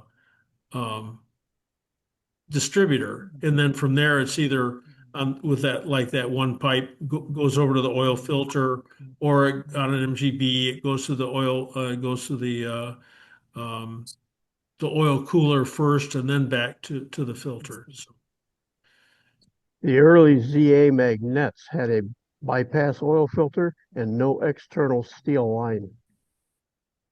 They only filtered the oil that went past the bypass, the pressure relief valve. okay. John, this is Judd. I've never changed to a spin on the A or the B, but if you're doing it on a TD, this tool that's on my little picture is That's pretty cool. I it's love that. extension. You just take a Harbor Freight cheap socket, got some slots in it, and you can take that out. And if you don't have that, it is a bear. Yeah. And Yes. you've got to be careful when you take that filter, the spin-on filter off. You know, you're only supposed to put it on hand tight. Right. Sometimes it'll take the adapter off with it, and then you have to just start all over again. But Oh my. it can be done. Yeah, yeah. Any spin-on filter, you put a lot of greaser oil on the sealing surface, and you just walk it down snug. That's it. And you need to make that, as you said earlier, you'll think there's no gasket because it gets as hard as steel, but there's a gasket in there. Oh yeah, and You got to between mind for it. Yep. Yeah. B series engine before I go over to chat because it's 8:45 and we're supposed to last until 9. It'll probably last a little longer tonight. But any more B series? John, I've got one, Jim from Manchester, Connecticut. Yes, sir. When I was reassembling my 63 MGB engine, something I didn't give much thought at all to, I have a 6-blade metal yellow fan and bolted right back onto that hub on the water pump. And I was thumbing through the Moss catalog, and I noticed there's grommets that are supposed to be in there that weren't before. Are those necessary for that engine vibration issue that you were talking about? 12H1060s. That's the factory part number of that grommet. How could I possibly remember that? I don't know. Well, the fan is independent of the water pump pulley. I have no idea why they did that. It's a real complicated thing. They got the grommets and they got little tiny spacers. Yeah. Tiny spacers that go in there, but if that's the way that's got to be in there. Otherwise, the fan isn't centered. So well, it's centered on this little nipple in the center, this little hub. all right, okay, all right. So it is centered, and the bolts were in there. They're 1/4 28s, I think, and they weren't. There was no grommet in there before. I reassembled it back the way it was, and I was just thinking about that fellow was just talking about the crankshaft balancing push. So And I said, I wonder if this is giving me some sort of a vibration that I could probably get rid of. Not that I've noticed one, but if the fan's out of balance, maybe it's throwing a resonance in the engine too. I don't know. If you don't, Are they necessary? If I would always fit them because that's the way That's the way it was. God intended it should be fitted, but if it's not making a problem, It's not. But if I order something else, I'm not going to order them special, I guess. Pay the freight on those, but I'll order them next time I get. You're using something. a little bit longer bolts and some washers in the front, and there are lock tabs so the bolts don't come loose. Okay. Well, I'd have to get all those components. Like everything British, it's just like really well and completely over-engineered. I'll get them at some point in the future, I all right. suppose. All right. Thank you. 12H1060s. Thanks. Any other questions about a B series engine? I'm going to go over to chat. No, it is Rudy again, though, John. Yeah, Rudy. The gentleman was talking about the spin-on filter for the vertical spin-on filter. What the part number is? I ran out to my B, and it's a part number 1085. 1085. What's the manufacturer? It was a Napa filter. Napa Gold. Okay. Yep. Okay. Yep. Worked fine. Never had an issue. A whole lot of different filters. It ends up, I think it's a 5/8. No, 5/8. 5/8 thread. 3/4 inch fine thread. don't know. What's that? 3/4 inch fine thread. Okay. All right. Okay. So anyway, for decades I've been using a Napa 1068, which is the tall one and kind of wide. Yeah. And also the Wix number has got a 5 in front. 51068. Well, that's and the the Napa one filters are made. Napa filters are made by Wix. Same one. That's the one Jim Pastor fit, 1068. I loved referring that. I could remember the part number because it was 2 years after the invasion. Napa 1068 just rolled off my lips. And then Jim sent me a picture of one that he'd fitted, and it had interfered with the tube, you know. So one filter, the whole line of filters, they've corrected it now. I don't know. So anyway, I've been reluctant in saying in using that number. I don't know. Don't know The what. issue with it is the relief valve at the very top, that little top hat. Yeah. It is too large in some of them. Yep. So some of them may be okay and some of them aren't. And it just touches the tubes and you cannot, there's no way that you can tighten it onto the filter housing. Okay. Right. All right. I'm going to go over to the chat section now. Please explain how to set the toe in. So this is from Brad Schwartz. I have done it by clamping straight metal bars to the brake discs and setting the same distance across the front and back. That'll work, but you can't set the toe in unless the car's loaded on the ground. So you can do the same thing with pieces of 2x4. Now it's harder to clamp that onto your wheels, but I take a long U-shaped device and slide it in and see how much gap there is between at the front of the wheels, and then slide it off the front of the car and bring it in from behind the front wheels. And you're after parallel. You want the front wheels radial tires. You want them to be parallel. If you want any kind of toe in, it's like got to be really tiny, an eighth, 16th of an inch, something, little tiny bit of toe in. Better to have toe in than toe out. Better to be straight. But I've got a YouTube video up, Brad. I'm not sure what number it is. Sometime in the past 3 years, about setting the toe in using 2x4s. So if I'm on jack stands, that might not be the correct You load. can't. It's got to be fully laden. Okay, thank you. John, we've done it with two jack stands, not under the car, two jack stands and a string, and you measure in the back wheel, you measure the distance between the string and the tire, and the back of the tire and the front of the tire. So make sure that that string is straight. You know it's straight, so then you can check your toe 1/16 toe in. But you can't do it when it's windy, because the wind will blow the string. So all right. When in a garage or something, we found that to be pretty easy. Hey, John, with the toe in, that string thing definitely works. If you put it on jack stands, and there's a way to use PVC pipe in the back of the car and in the front of the car. It gives you a 90-degree angle to the rear tires. Okay. And then you can measure when you bring the string to the front tires, you can make sure the distance is equal. But what I did hear from somebody when I did it is if you put a plastic garbage bag under each tire, it allows you to, when you're turning the, when you turn to make the adjustments, they spin a lot easier.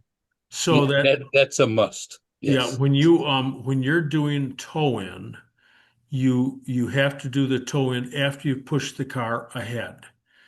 After every adjustment you make, you got to push the car to the rear 20 feet, bring it forward 20 feet, check it again, push it back, bring it forward. Or you can use several pieces of wax paper or garbage bags underneath, so the wheels move real easily, because you have to do it on the ground when it's fully laden. And that just saves you from having to move the car fore and aft all that time, because when you tighten up the tie rod, the wheel will actually move. The rest of the time is just tugging. It's just tugging at the tread. So anyway, made a major difference in the way my car drove. So I was very happy with the result.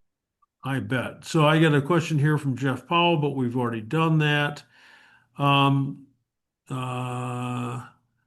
So here, Judd saying the space bar doesn't work, but that's a computer question. I can't do that. Let's see, just a second here. I've got it. I'm working here. I don't have Judd again. It says, I don't have a 5-speed or overdrive Can I run 5,000 RPM all day? Um, Theoretically, yes, yes.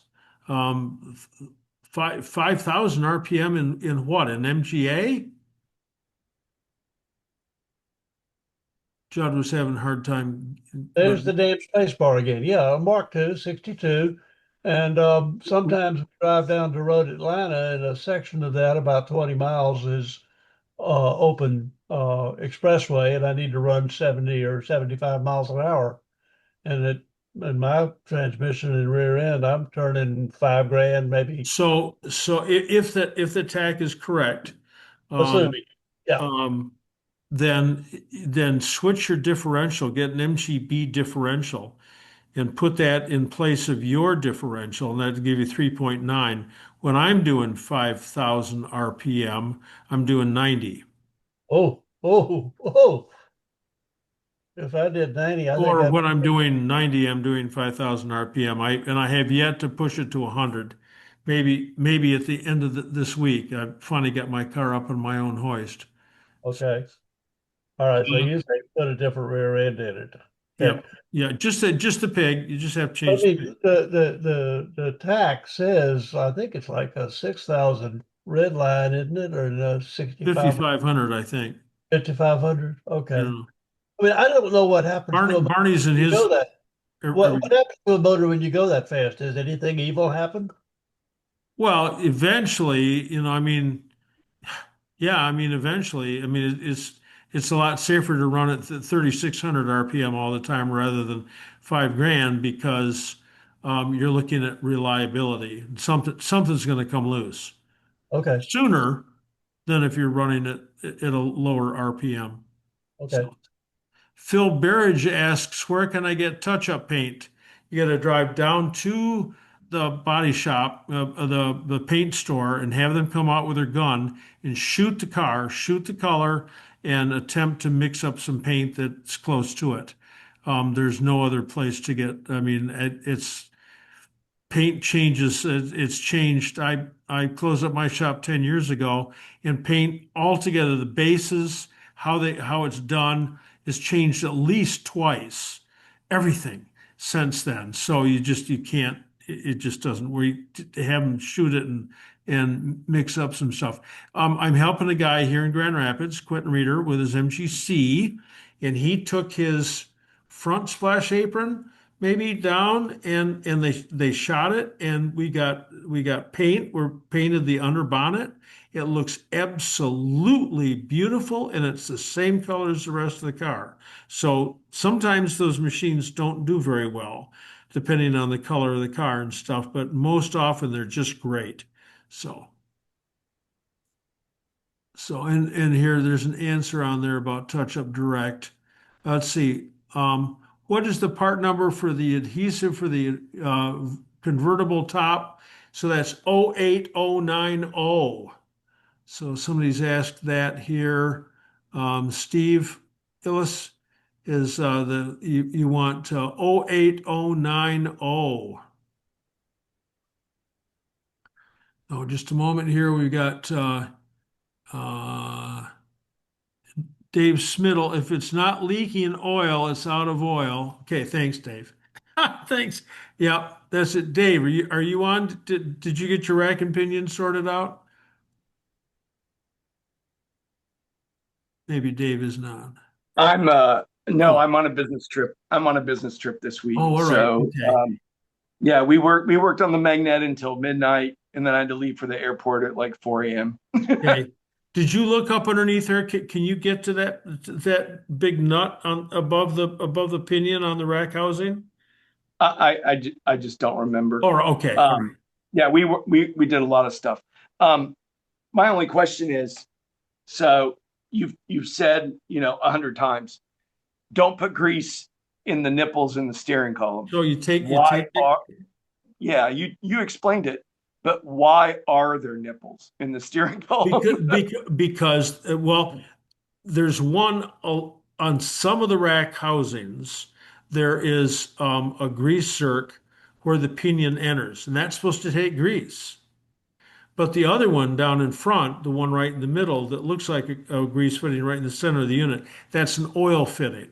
They look identical. So you're supposed to Yeah. take your Yeah, oil. there's the one in the middle of the rack, and then there's the one basically where the steering column comes down into. Yeah, that the one where the steering column comes on, that takes a couple shots of grease. Okay. All right. I wasn't going to do it in either one. Yeah. So, okay. But I knew that the steering rack took oil.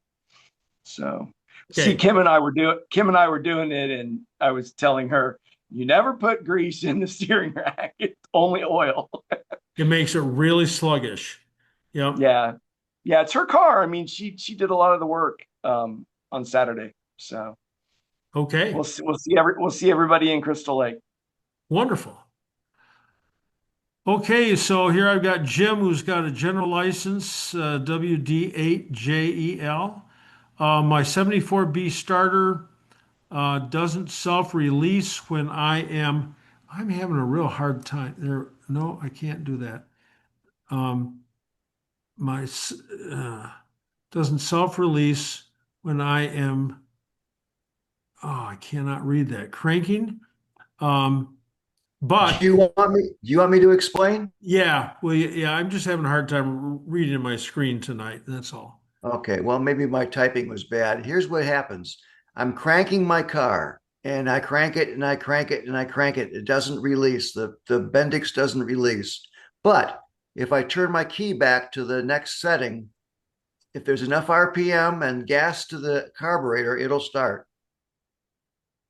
Okay, so there's a couple real common possibilities are the key switches. The key switches stick. They physically stick in the start position. So you turn it over to start and you let go of it and it doesn't release.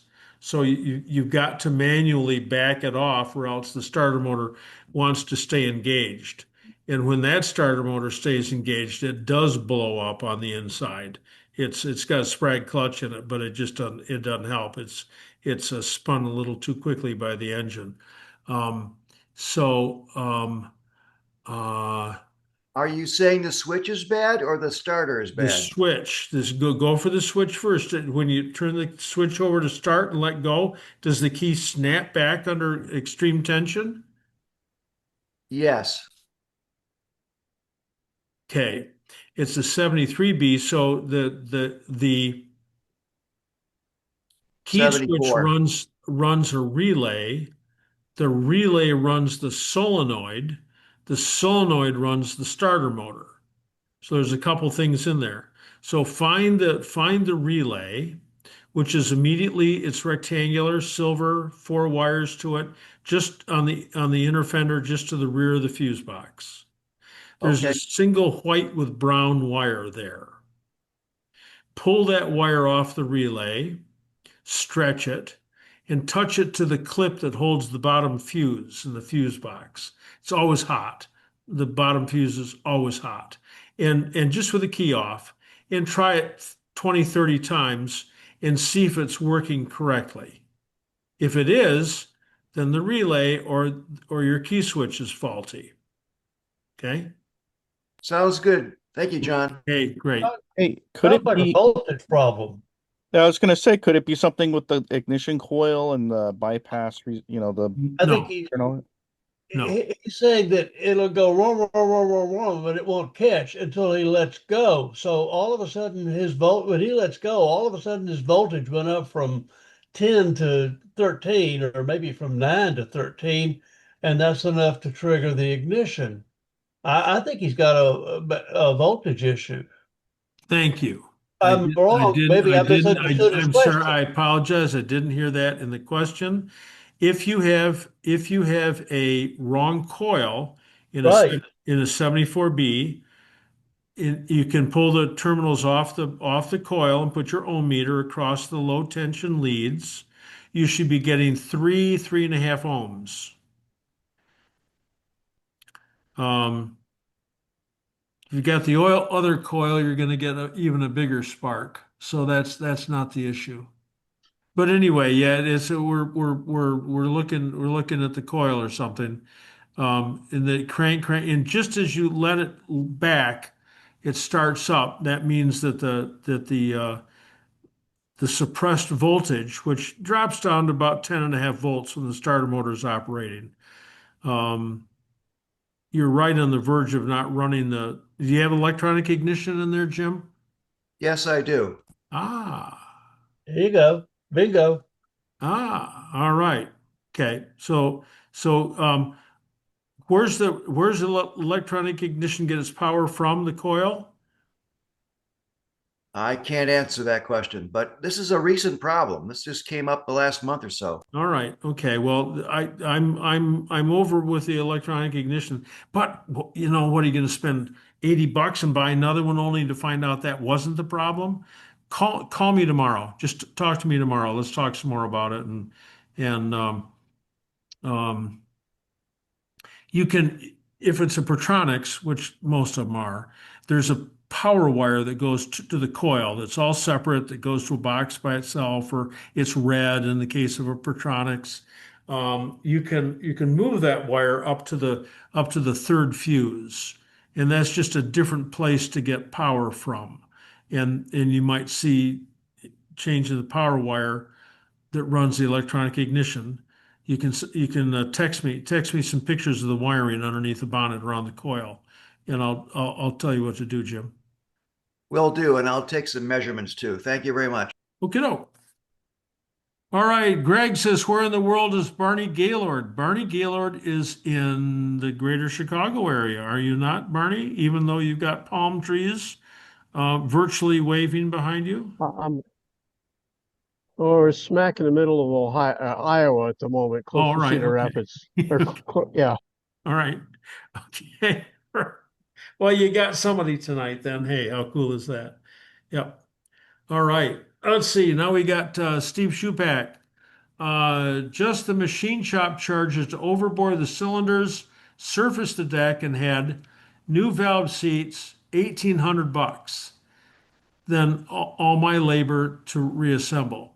So that's why I'm cautioning everyone about before you pull the engine out and say, "Oh, yeah, I need another engine." It's like maybe you do, but man, you can blow through 4,000 or 5,000 bucks real fast by the time you're done with the clutch and having somebody else do it all and everything. Man, so all right.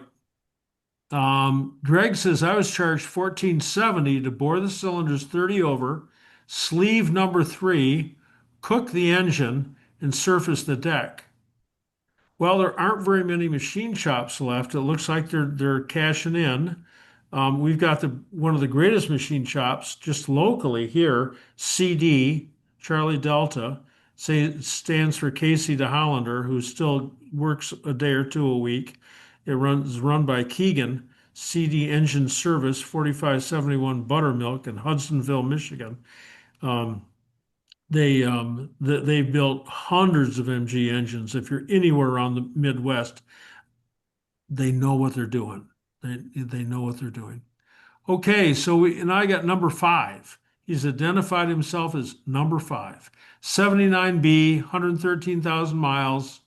Talk a little more, please, about the relief valve and how to know if it needs to be serviced or replaced. Indicated oil pressure is generally good. What does that mean? What does good mean? It does vary, but I've not really correlated to temp or other. Gauge indicates 75 pounds more often than not, but will drop and vary to 60 pounds. Yeah, all right, okay, but then a little bit further down the road, the gauge will indicate 75 pounds again. It's kind of weird. That could be an oil pressure relief valve problem. The problem with the oil pressure relief valve, it's got a spring about that long. It's 3 inches, 3.0 inches. It's very stiff. You can take the oil pressure relief valve out of the engine. Oh, just easy, schmeezy. Inch wrench, undo the cap nut, boing, it pops out. No problem. Put new valve in, some new shims, the new spring. You cannot with your wrist, you cannot get that cap in there to tighten it up. It is a horrible job. If you have to do it, you have to do it. But it's a lot easier if the engine's out of the car. I do have a way to put that in. And so you're lying underneath the car, you got the spring in your left hand, you got the cap nut in your right hand, assuming you're right-handed, and you put that cap nut up there and you start it, and then you take it out, you got it in your hand. You start it, you know where it starts. You do that about 10 times, so you know exactly where the threads catch. Then you put the spring in, and you get about 2 tries with your wrist to press that cap in and get the thread to catch. After 2 tries, you have to go back inside and have a beer or something and get some more strength and come back out and try it again. It is a horror to do. Out of the car, easy schmeezy. But in the car, it's just the exhaust is in the way. It's just you can't lever it to start anyway. It could be the oil pressure relief valve. That's kind of weird. I can't even think of why it might be 60 and then 75 again. Usually, it comes up to the blow off point and stays there. It's blowing off at 75 pounds, blowing off at 70 pounds. So that's an odd one. I think, I mean, given your description of how to deal with it, I think I'll live with it for now. Okay. But thank you. One other quick comment too about the Yeah. oil filters. My wife's got a 2000 VW Cabrio that she loves, and I had an experience buying a Wix filter for that car. Check the part number on the box, check the part number on the filter itself, the thread size and the diameter of the hole where you thread it in was completely wrong. Oh, gee. And so, I mean, this speaks to, I guess, the variation in the quality we get on some of these. And that was a Wix filter too, so got to check them, I guess. Sometimes the catalogs are wrong. Sometimes stuff's, packaged incorrectly. You just I went back to the store and went back to the shelf. They had 3, 4 more of them, and I grabbed another one and same part number on the box, same part number on the filter, and that one was correct. So yeah. Anyway, pay attention, I guess. Thank you. Right. Okay. All right. John, real quick question. Yes, sir. On replacing the relief valve, do you really recommend lapping that in when you put a new one in, or is that just a nice thing? I would lap it in, but that's when you got the whole engine apart. It's like you want to lap it in and have that lapping compound. Of course, it's going to hit the filter. It's not going to go inside the engine. It's not going to go to the bearings. The filter's going to catch the lapping compound, which is just sand, right? I mean, or whatever it is, sand and oil. So, yes, I would suggest lapping it in. All right, thank you. Yes, sir. All right, Tom Gunderson, can you give a simple instruction to replace the rear wheel oil seal bearing on a 57 MGA? What's the torque on the large wheel nut? Probably 100 pounds on the large wheel nut. So it's an octagonal nut back there. They tighten in the direction of wheel rotation. So you got to turn the right hand side of the car's got a right hand thread. The left hand side of the car's got a left hand thread. Just this morning, I had to get someone bigger and taller and stronger and younger and more virile than I was because I could not get the nut off my own MGA with a factory tool because the nut was a little worn and the tool's a little worn and it kept popping off. But anyway, you got to use the factory tool. I've seen chisels. I've seen usually a pipe wrench usually doesn't work. But I've seen a lot of stuff, but they do tighten in the direction of wheel rotation. So be aware that the left side is a left-hand thread. Moss, I think, sells a tool. I don't know how strong it is. I don't know if it's out of stamped steel or what. I don't know if if you can hold it up at 100 pounds or not. But I'm just guessing 100 pounds because you get a breaker bar that's that long, and I'm putting my body weight kind of on it, and that's tight enough. Okay. Well, I did purchase the Moss tool. Yeah. It is it's like a pipe. It's like a iron type pipe. It's galvanized. And then it has the socket on one end, and the other end is capped off and has a socket for a 3/4 drive. Okay. All right. It also has a hole through the whole pipe so you can put a breaker bar or something on it. A Tommy bar on it. Okay. Tommy. So, and that's what I did. The main question I want to know is as I'm putting it back together, I'm replacing the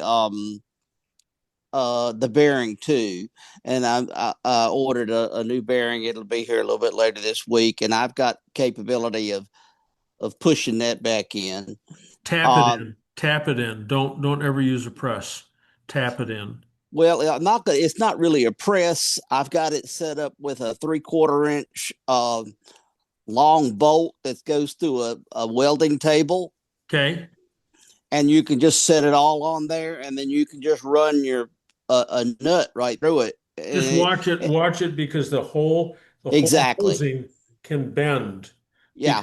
Because that little extruded part that goes towards the inside of the hub, that's easily bent. Are they marked? Are the bearings marked? Which is the front and which is the No, there's no difference. So so do they fit? They physically look different though. It doesn't make any difference which way you put it in. Okay. The last question I have is the paper gasket. Does the paper gasket, do I need to seal it in? Oh yeah. So I'd take the rear hub and put it on the vise and take a great big hammer and drive out all four of the studs, and then take it and put it upside down on a paper, and surface it so it's really nice and clean. And you want to do that as best as you can on the backside of the half shaft. Make sure that's really clean.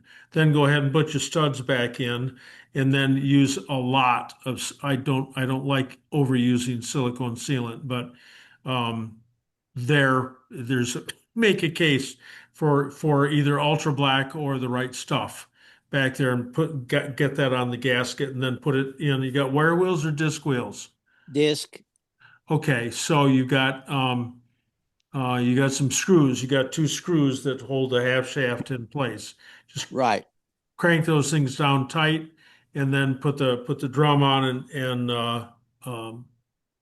put the drum on and get those screws tight. So what is do the lug bolts come out fairly easy and go back in? Mm-hmm.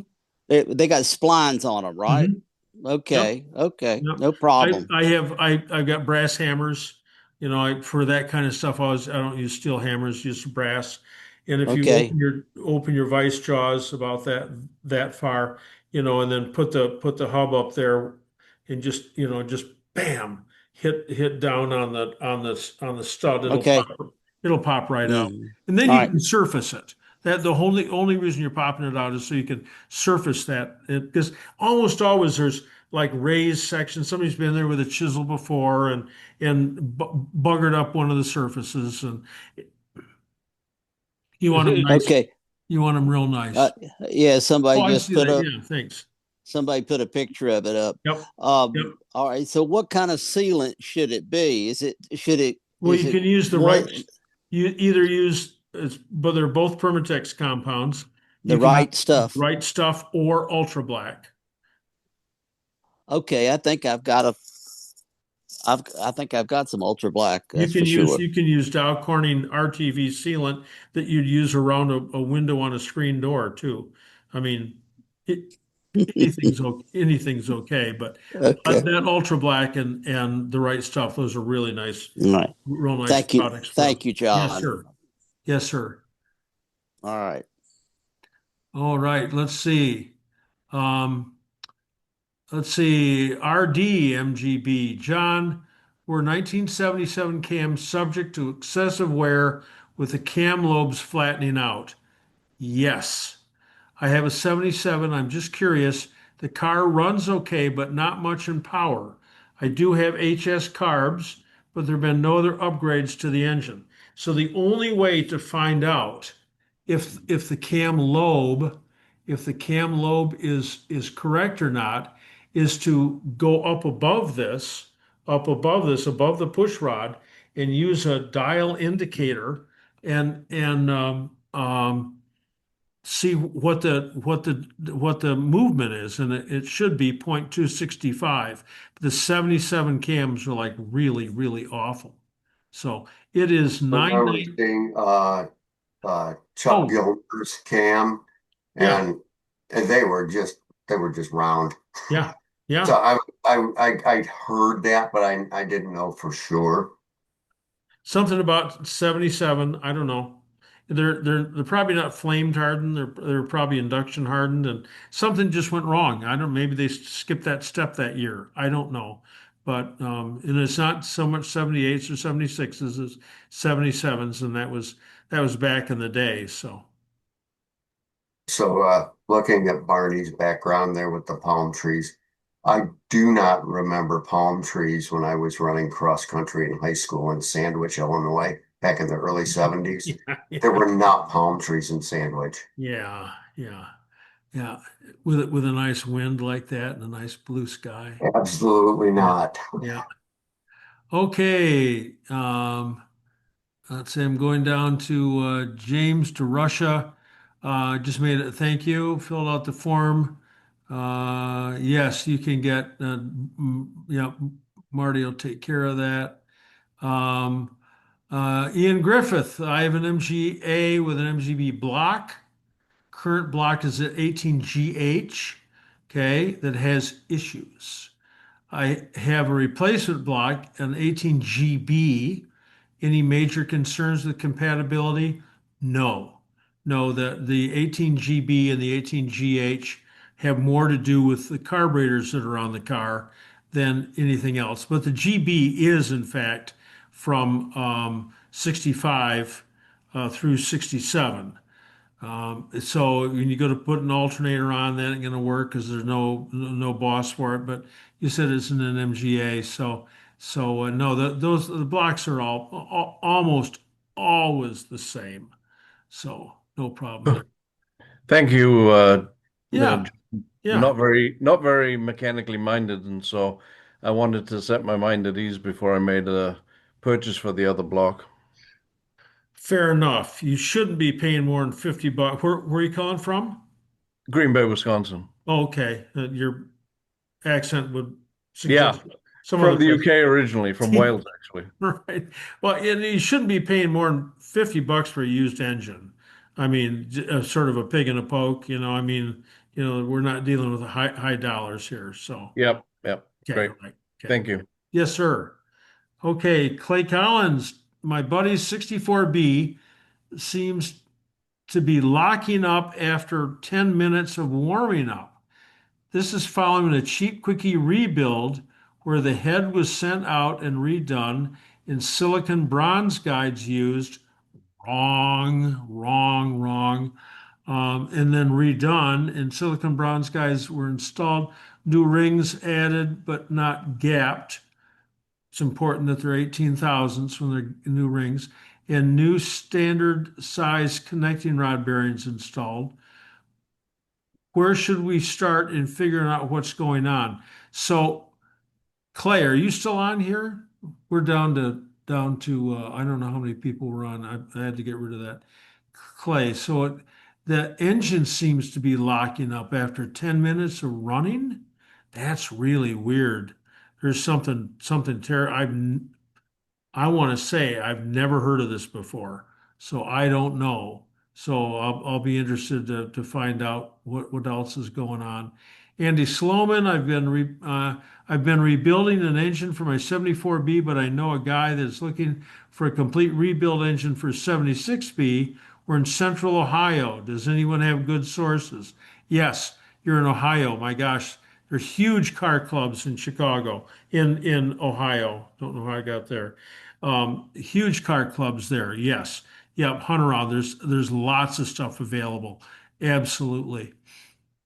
Phil Dredden. I put new wheel bearings in my TF, and I've assembled spacers, seals, etc. in the correct order, I believe, but I can't tighten the nuts at the end of the stub axles enough to get the split pins, even if I take up to 70 pounds of torque on the wrench. It's rock solid at that point. Any thought? Well, okay, so you can't, it is I'm here, by the possible. way. Are you still on, Phil? Yep, I'm here. Okay, so it's possible, there you got those spacers on the inside that go on the inside of the oil seals. I've seen people get Yep. those the wrong way around, I and then think I got it the right way. The one that goes up against the end of the axle has a chamfer in it. chamfer in it, and I put the Yeah, chamfer against the back of the stub axle. yeah, huge chamfer. So the only other thing left is you got that nut all the way tight, and it just isn't the nut isn't deep enough. It's just not threading down enough for me to get to the point where I can put the pin If through you the can always slots. take the nut, you can always take the nut and put it on a grind wheel and take some surface off. Of course, that ends up then that the bottom of the nut isn't square; it's on an angle and it's only hitting one. So you got to be, judicious about taking material off it. But that's a cheap trick to get it in there. But I don't know why this is happening. This is very, very Yeah, weird. it's happening on both sides too, oddly enough. I could have put it down on mistake if it was happening on one side, but If the There bearings, are there are thick and thin castellated nuts. If you put a castellated nut that's too thick, you won't be able to get the cotter pin in. but this is the original nut from the car, right? I think it is. But the washer that goes underneath the nut is quite thick. I'd say it's about 3 mil, it seems, but maybe it's meant to be. Well, you got to speak English. I don't know how big 3 mils Three is, mil. but it's a pretty thick Not washer much. there. It's a pretty thick washer. But if you got to scrub it down some, I mean, again, either the nut or the washer, one or the other, Both, maybe. you know. Right. And I just Thank you. can't believe that the outer wheel bearing is that much thicker than the original one. Now, bearings are, I mean, when you buy bearings, they're all sized, they're all just like the original ones. So I don't know. Yeah, they seem to tap in nicely and they're nice and flush, so Okay. I think yes, Right. there. And when the nut's all the way tight, the hub spins without any problem. Yes. Yep. Yeah, I just if you're real close, I just shave something off the nut or off the washer. Right. And just Well, maybe one of the bearings is not seated all the way. If you Oh, pull but the hub off, if you got that nut all the way tight, if you're putting body weight against that, I mean that boy, and they're both the same. They're It's both like, the same. Yeah. that's weird. So I don't know. Just something else for you to be aware of. I've tried to make donations using your PayPal system from New Zealand, and I And get a message saying that this is not recognised in New Zealand, or not permitted in New Zealand. So is there some other way up? For instance, I've got a Wise card, if you know what that is. No. A foreign, well, it's a card you can put Where different currency where on. did where did Jacinda move? I think she's in isn't she in the? Is she still in Auckland or something? Or I thought she got a diplomatic post. I think it was. I'm not even sure it's the UN actually. anyway, all right. Um, We uh, must. I don't know. I don't know. If Marty has to think about it, if there's some other way, like a straight bank account, I can put money into. Venmo. You guys use Venmo?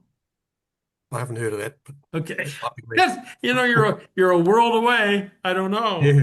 I don't know. It's a PayPal usually. I've used PayPal for other things, but for some reason it doesn't recognize it. I don't know whether it's because it's set up as a donation type thing instead of a. I don't know. Maybe I put something else in there. Philip, I'll put another link in there.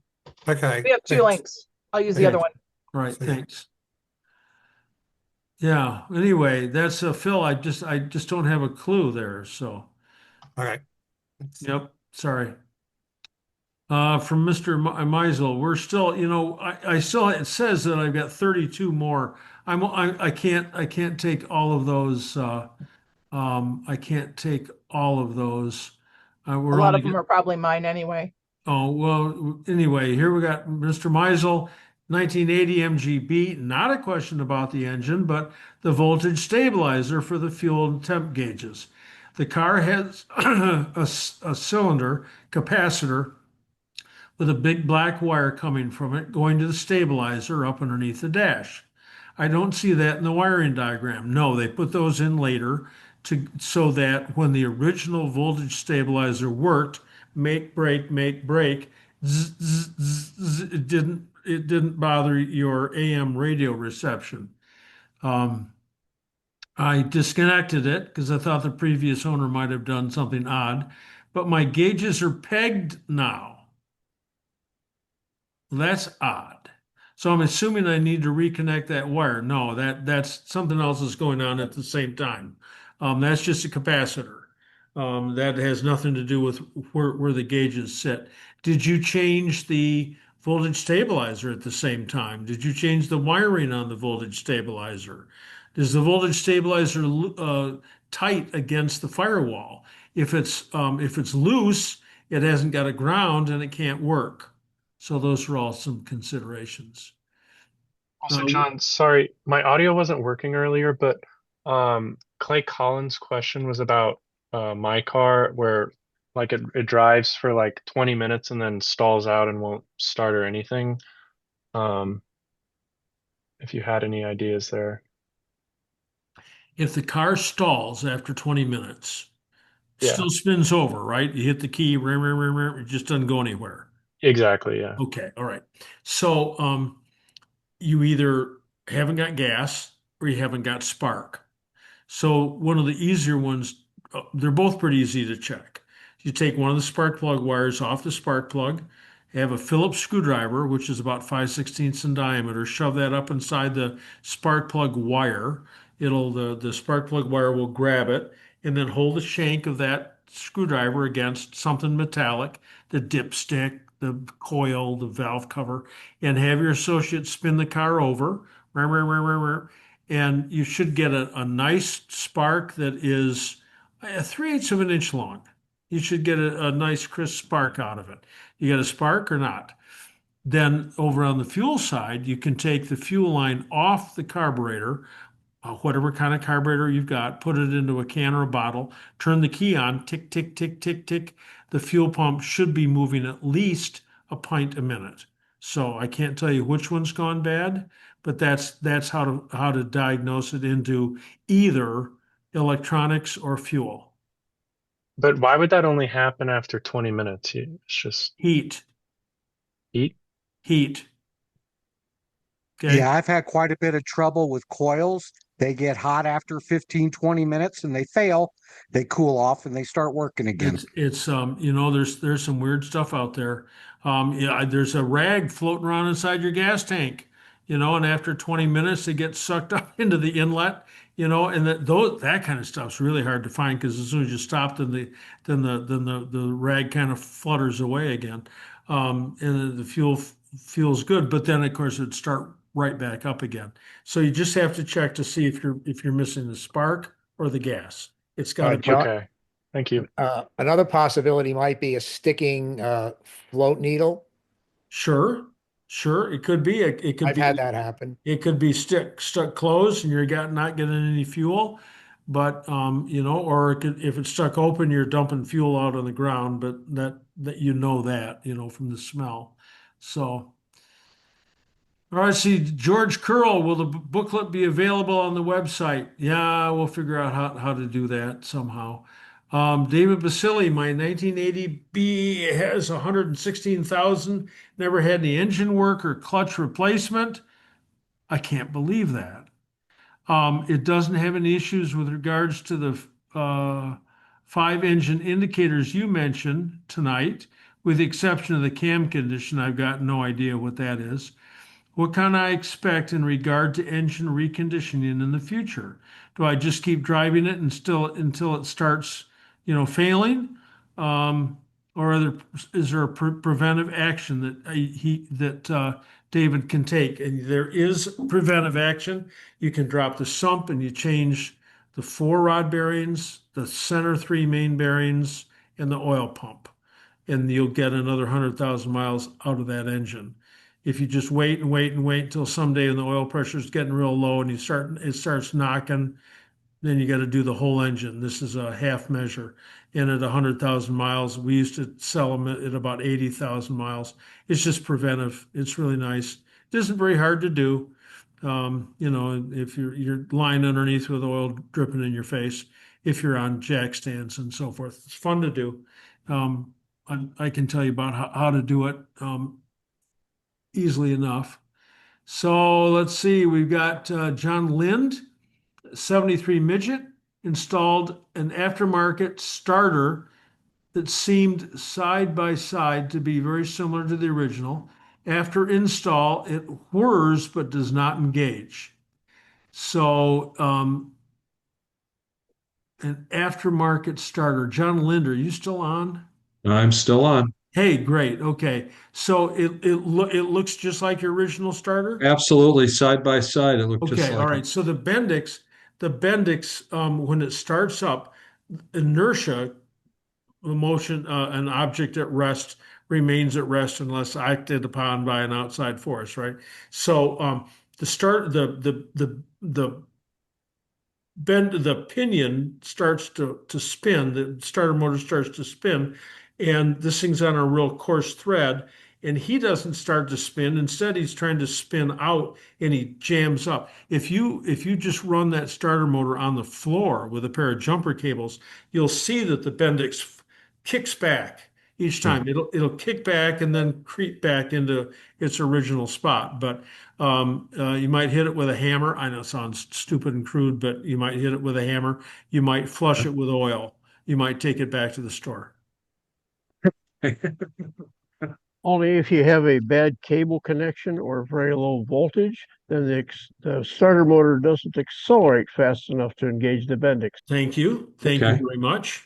Thank you very much. Because it is turning, it's moving. Well, it should. I mean, when you put your when you put the jumper cables to it and then touch the cables to the battery, and it's underneath your foot, it wants to hop out from underneath your foot. Gotcha. As the armature is going this way, the case is going the opposite, trying to go the opposite way. So it just might not be. I mean, it just flies. So, okay.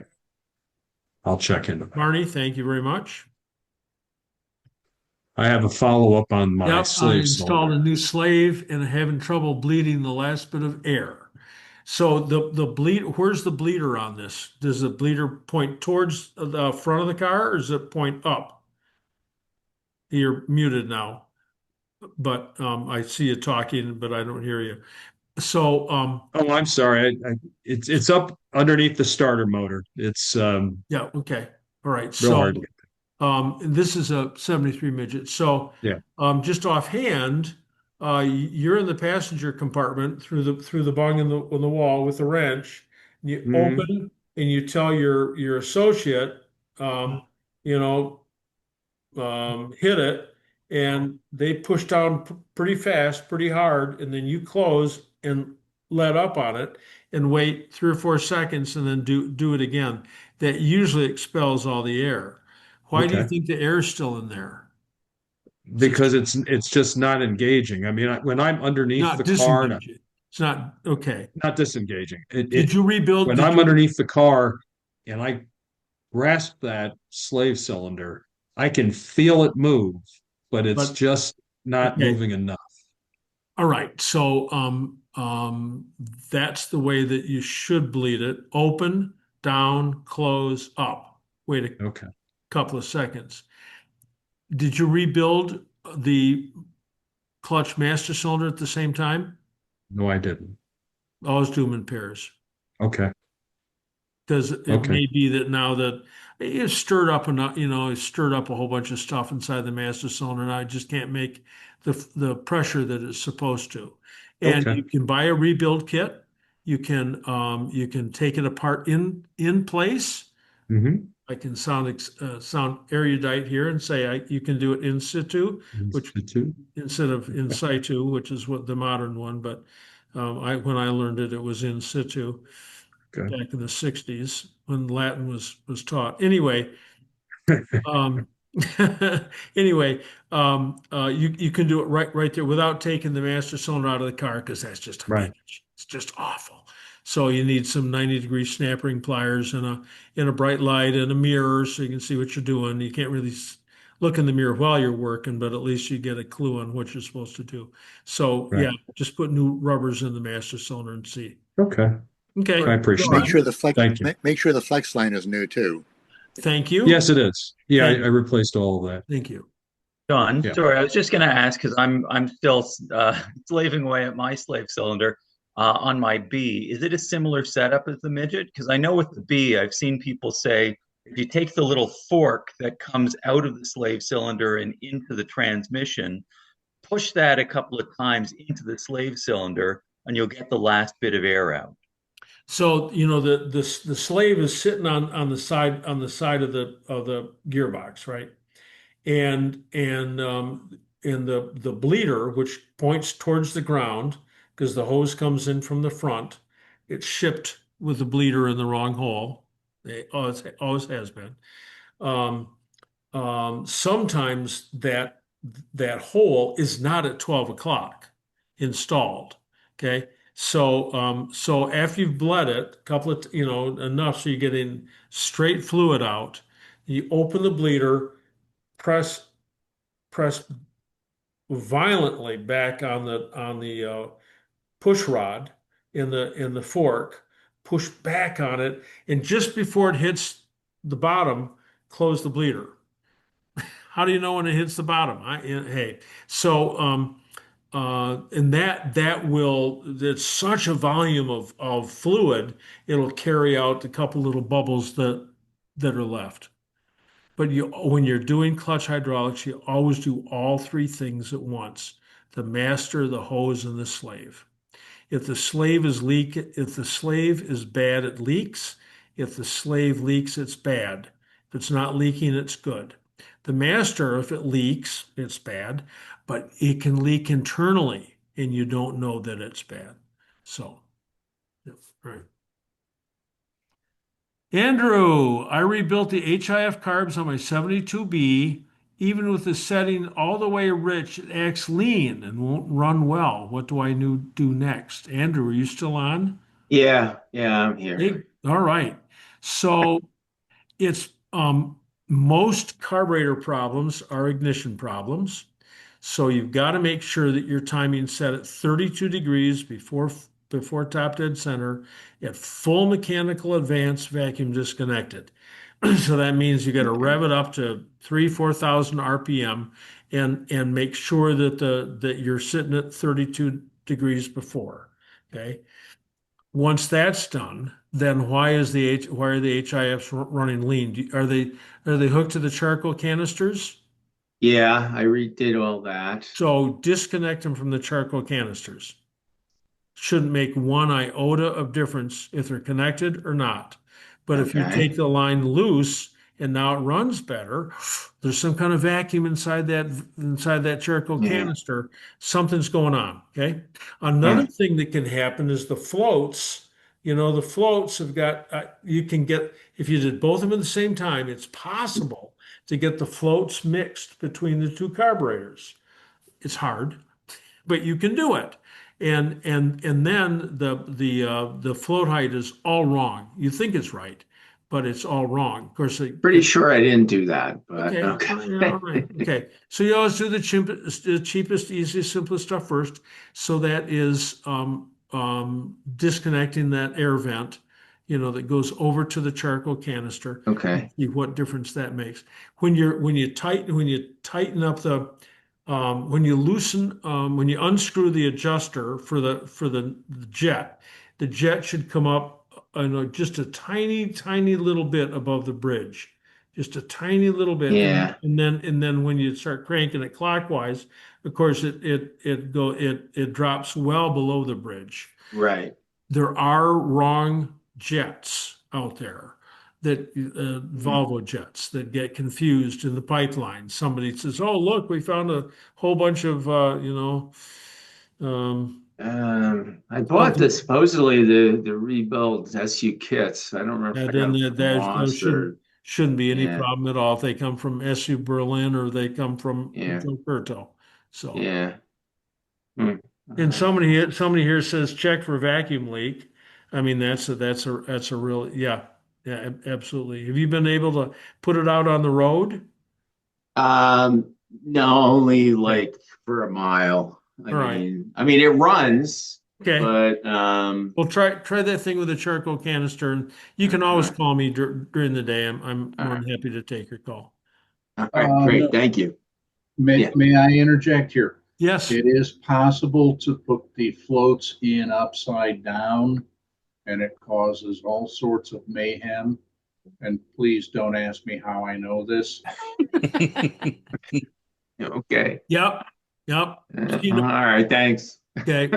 Thanks. Steve Schuback says that Amazon sells Valvoline VR1 at about the best price, and it shows up at your front door. Mark Wellen says when doing the oil pump upgrades to increase flow, how much meat is needed around the enlarged bore of the pickup to avoid problems with poor sealing?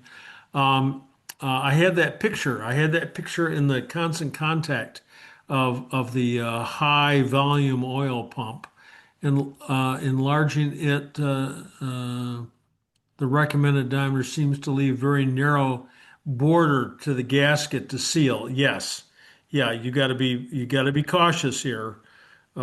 Yes. So, Mark, you just want to be careful. John, this is what I Yes. end up. Yeah, that's fine. The other part of the sea, it's out of focus a little bit, but that's because there it is. Yep. Yeah, that's huge. Oh man, that is really thin there, isn't it? And there's no gasket there. There's no gasket there anyway. So what I do when I put the oil pump back together is I take that silicone sealant, the right stuff or ultra black, and put just a little tiny bit, just a tiny bit around that outside edge, and then clamp the whole thing together, with the bolts, and that should seal it up. Okay. I was worried that I had gone too far. You may have. Yes. We'll find out. Okay. All right. See, see how here we got how far away is the dipstick from the bottom of the oil pan? Well, on an early MGB, it isn't. You push it in until it hits the bottom of the pan. I don't know. I don't know. I've never, don't know. Don't know. Does Well, anyone have all of them have a stop. All of them have a stop in the bottom of the pan for the end of the dipstick. So when you put the dipstick in, it hits the bottom of the pan. Well, but the later ones stop in the tube. They've got the there's rubber still ground. but there's still a spot on the bottom of the pan. Okay. All right. On my A, that cap that goes to the tube slides up and down, so it's not the stop. The stick, as Fred is saying, goes all the way until it hits the bottom, and I just slide that thing down to seal the tube. Maybe that's wrong. I'm reading down here. Just removed both half shafts, 69 MGB. Left side had a terrible cotter pin, extra deep. Castle found bad splines on hub and shaft. Concave split washer and nut matched the shape. So all to change, mention that to the guy over the big pond. Something isn't right. Actually, I should mention it to Bob and Gloria. They're the ones that had the problem with their drive. Their drive spun that loose. Oh, it looks like I'm at the bottom of it. Hey, I got all the way through, and it's 9:48. So we've got almost a 3 hour Zoom here, and I had to shut the participants off, get that off because I had to work with the chat. So anyway, I just Thank you. Could I ask my Oh yeah, just a really sure, quick Mark. question, John? Yeah, I think I think I sent mine to yours directly, so it didn't come through. It's just again still playing around with trying to change the hose as I'm doing. I've changed the slave cylinder and master cylinder, and of course it's the hard line that I'm now having difficulty getting out. So I've removed. I've got the starter still plugged in, but I've got that off. Heat. Okay. Heat. Okay. Heat. Just Yeah. take, you know, I've got flare wrenches and crowfoot wrenches and heat. Okay. Lots of heat. You know, propane's better than Yeah, than a that's what I've big got. lighter. MAP gas is better than propane. Oxyacetylene better than MAP. So, yeah. So just heat up that little 7/16 Just and get it hotter and hotter and hotter, and you're separating similar metals, so you just get it hot until it finally comes loose, and it will. Don't round it off, you know. Yeah. So, yeah. Okay. Thank you. Good luck with that. So, Yeah. yeah. Hey, Yep. John, we talked about lubricating a speedometer cable. Yeah. I could not find an answer, and I called John Wolf. And remember, he told me that he's going to be there till he falls off the bench. Yeah. His number's been disconnected. I'm hoping he hasn't fallen off the bench. Oh. But I put the speedometer cable in, and it works fine, so I didn't have to put any. I was just curious, and nobody seemed to have a real answer.